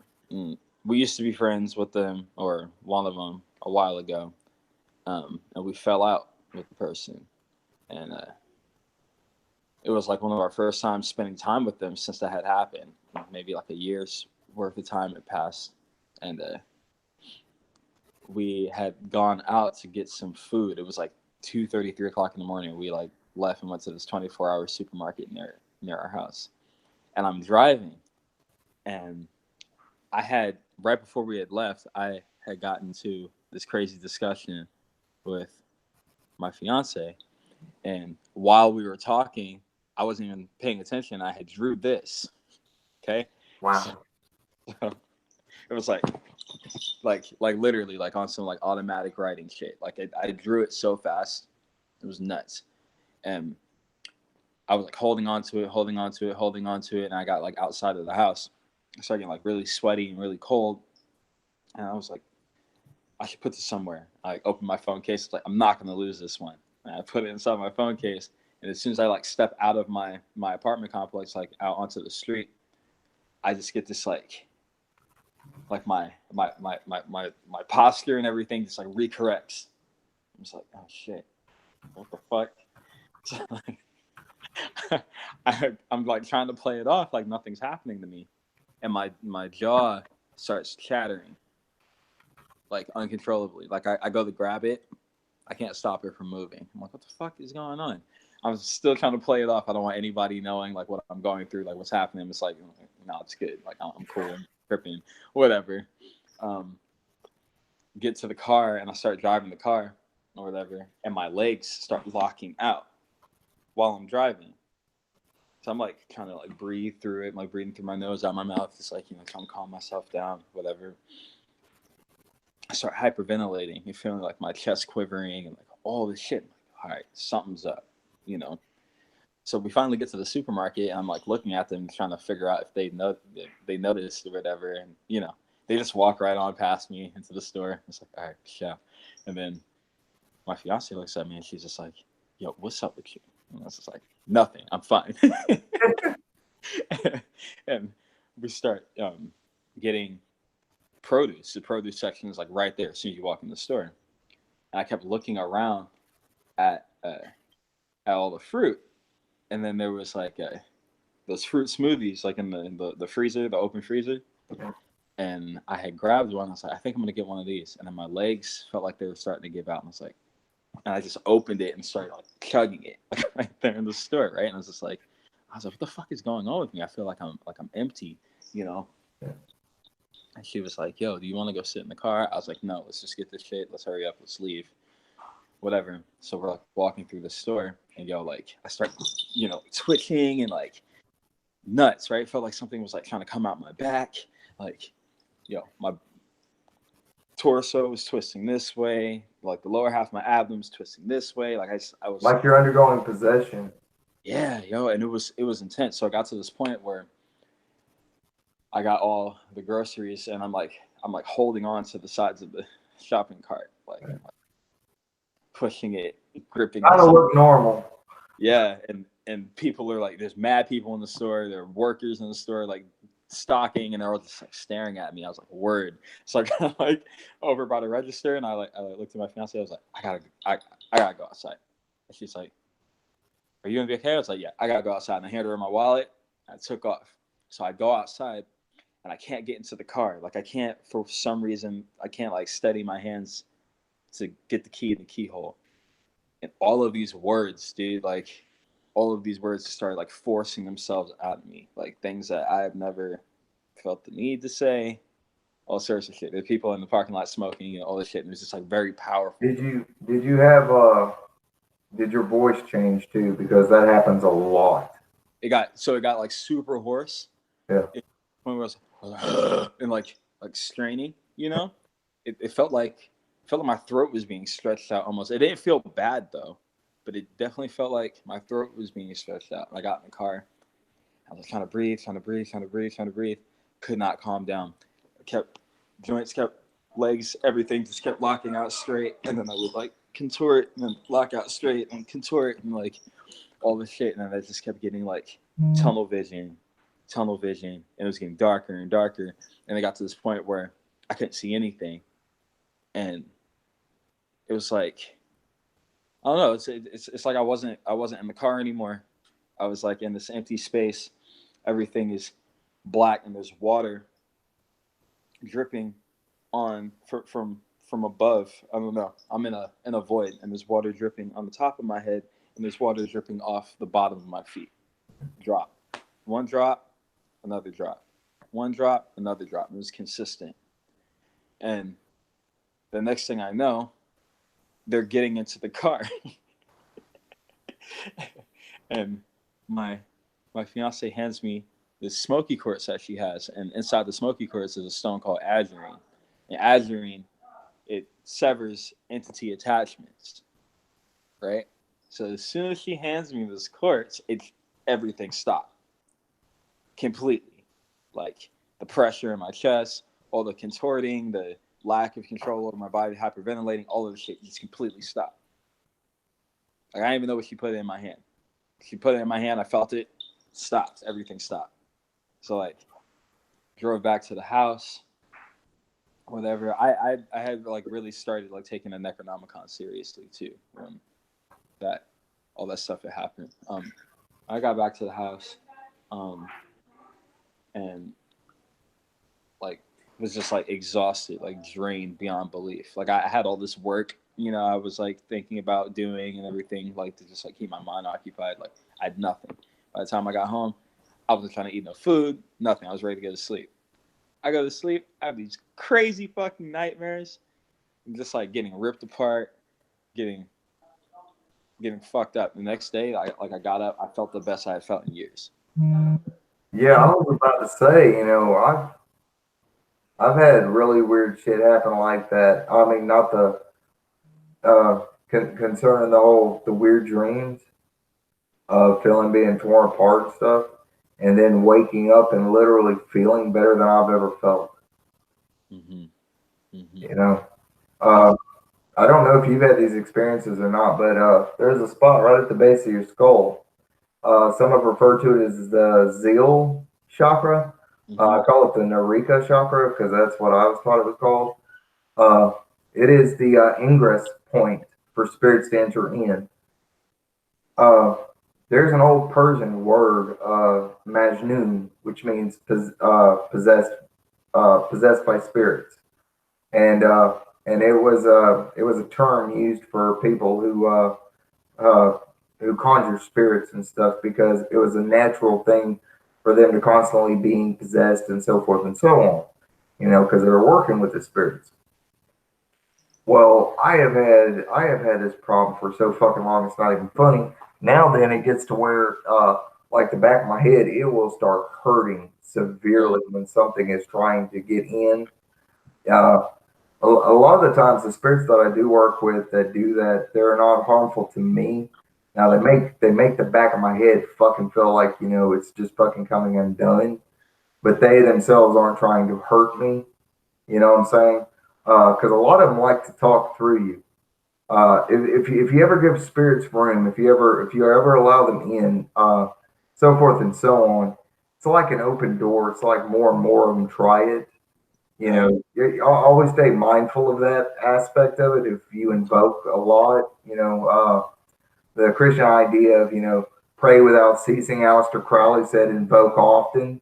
Well, I was like, well, I was natural at the invocation, so I invoked everything and anything underneath the sun, whether trusted or untrusted, until I learned about that aspect of it, the hard way.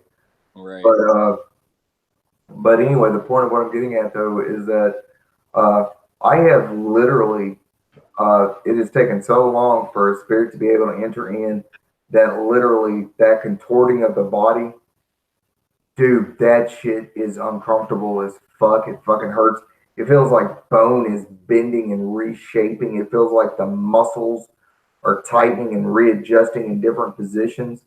Uh, I have experienced where my hands are down below my knees because of physical shifting Mm-hmm. from certain spirits, and this is working with a series of spirits that I work with, which I won't talk about on here. Uh, but anyway, they're like ghoul types. They rule over the grave, and so a lot of them are about when you work with them, they're real bony, thin and tall. Just gangly. They look like they've starved to death. Uh, they teach a lot of secrets. Now they do teach you the secret of strength through fasting, or we call it fasting. They Because they're continuously hungry, and nothing fills them as such. Fills that hunger. Mm-hmm. What it does to you physically, the side effect is that you're never hungry. Like food, just you're hungry, but not for food. You don't really know what it is that you fucking want. Well, the deeper and the closer that you're connected with these spirits, they literally try to enter in, and when they do, they will contort you. My wife is 6 foot tall. I'm 5'6". Man, I've been taller than her. Uh, I mean, dude, it's trippy when I can see eye to eye with her, and like, I'm always like this, and I'm like, I like tall chicks. I dig that, but when I'm looking at my wife eye to eye and I'm barefooted, I'm sitting there going, what the fuck? You know, there's spirits can do lots of really strange things. I've one an interesting thing. It's getting kind of late here, and we're gonna cut it down here in a minute. But one of the most interesting things that I found is that people are talking about, shape shifting, and becoming werewolves and all this other stuff, and whether or not anybody's ever tried it, ever done it, things like this. There's one thing I do know. Uh, whether it's ever been recorded or not, there are people out there that I'm sure have had similar experiences to their bodies, shifting and changing and stuff. And what you're talking about, man, that really feels like something that I don't think it was trying to harm you. I No, think it was seriously trying to connect with you, and it was trying to like be one on one with you. definitely, definitely. Like I was ignorant, very ignorant to it when it happened. I was asking questions. I was posting things on the internet, trying to get some type of response to see if anybody had had a similar experience. And with time, like I just realized, like there was just so many aspects of me that just weren't open. Like there were parts of me that wanted and desired that connection so badly, and there were parts of me that just were not open to receive it. You weren't ready for it. Yeah, was not. So it made me really it like activated this like hunger, like you said, like this like you couldn't be satiated, where like I just wanted to learn as much as I could. And it really made me like learn more about myself. And as I learned more about myself, things were just falling into my lap. Like kind of how like a lot of the draconian material that's come into my life, and like those presences that have made themselves known in my life, they all came through experiences like that, where I was just like kind of beaten down after the fact and like kind of low, and then you know what I mean? Yeah. Like all this rush of information, all this rush of like new aspiration, new idea, like new insight. You know what I'm saying? Like all of it was just shifting me in a whole different direction than where I was already going, where I thought I wanted to be, you know? Yeah. One of the most important lessons that I learned from these particular beings is that that hunger, it creates a drive. Like if you think about wild animals, constantly moving, constantly hunting, this momentum. Imagine that if in our day-to-day lives, if every day you had to go out and hunt for your food, how much more motivated would you be?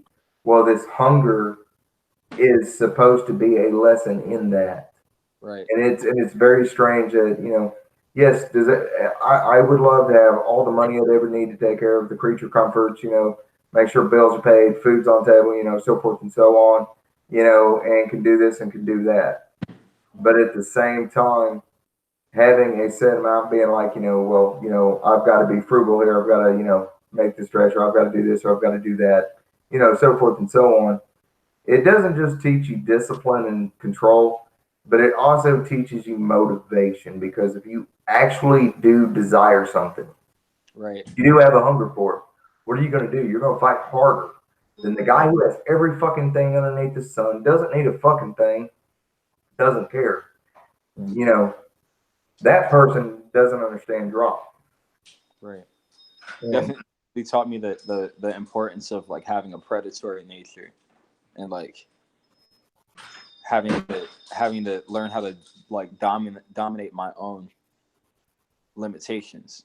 You know what I mean? Like seeing and identifying them, and then going to the root of where they exist, and starting there, uprooting all that shit. You know what I mean? Like definitely. As soon as I got rid of, like a lot of that shit, especially like things tied to like a lot of my childhood trauma and things like that, like getting rid of that makes room for so much more. And all the relationships and all the things that support that trauma, they all fall away too. Yeah. You know. There's I'm trying to remember. It's the collective of them. Like for example, when you hear about Pazuzu, you think Legion, for we are many and so forth and so on. The head of this race of beings is known as Yawgmoth, but as a collective, as a whole, they're referred to as Yawgmoth. And I will say this: they are extreme, they are intense, they are death in the grave. They can teach you, how to feed off the death current as an energy. So like earlier, how we were talking about vampirism and stuff. These guys are like the original badasses of the grave. And I was very lucky. I have no idea why this particular entity just came to me one day and just started talking to me. And I don't know if it's part of the vampiric path. I don't know if, what exactly was going on, why. But being approached by it, it was explaining stuff to me, and even though I saw it, I wasn't frightened by it. I mean, common sense says that if something looks like that, usually there's something attached to it, either sickness or decay or something like that. And who really wants that in their physical bodies?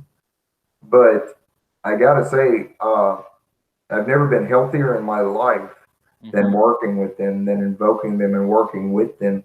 Body weight was dropping off. Hunger, addictions, things of this nature were like thinned out, bigger than hell. Like seriously, like like I didn't, like, you see I smoke, right? Yeah. Well, like working with these beings, it's like it's almost like time doesn't exist, and you aren't aware of a craving that your body has. I mean, that's just how intense these beings are. But at the same time, they're not something you're supposed to rely on. You're not supposed to be like, keeping them there. But what they do is that the more you work with them, you want to, like with all spirits, you want to learn how to emulate them, not rely on them. but learn how to emulate them. Learn the lessons I had to teach you. You know, so I can just imagine some of the spirits that you get that you're drawn to. You're talking about Sitra Ashra. I mean, holy crap, dude! The 11 heads. I mean, come on, dude, that's some deep shit. I don't even own the book. All I had to do was look at the symbol, and I was sitting there like, "Ooh, I've seen that somewhere." I'm touching on some of that in my book too. The second half of the book is going to be about astrology, demonic astrology, and working with the tunnels of Set. So I kind of I wanted to look into that back in the day with Typhonian magic, but I never quite got into that. Instead, I was busy working with the vaults of Zen, which, in my opinion, honestly, I think they're one and the same. Don't quote me on that, but I honestly do from what I've heard about the tunnels of Set. That's where I think the vaults of Zen. I do believe there's a correlation there. Now, whether or not they're the exact same thing, I don't know. Called different things under different systems. But that's interesting. You say that. I'd like to keep up to date with you on your progress with that. And chat with you back and forth about that sometime. Yeah, definitely. I got a gift for you too. So. Oh, hoorah, man! Well, I'm gonna tell you this, man. And anybody who knows me, I've received lots of gifts, but I also believe in returning them. So, if you're going to give, don't be scared to receive. Hey, but it's a gift. I enjoy spending time with you, man. I appreciate it. Oh, yeah, same here, man. And, dude, this has been awesome. I wanted to say thank you to the audience. Thank you guys for hanging out here with us, man. This was fucking awesome. It was a blessing. Fucking love the shit out of the conversation we actually had. Yeah, likewise, man. So free form. Yeah, right. A lot better than we're gonna have this order. It's no, chaos must reign. Right, exactly. Well, I mean, I don't know about you, but the last couple of weeks has been straight up fucking chaos for me. So yeah, same. Oh yeah. But with that being said and done, I want to wish each and every single one of you peace, blessings, and power. Till next time. Blessed be. Away. Oh yeah. Later, guys, and thank you very much for being here.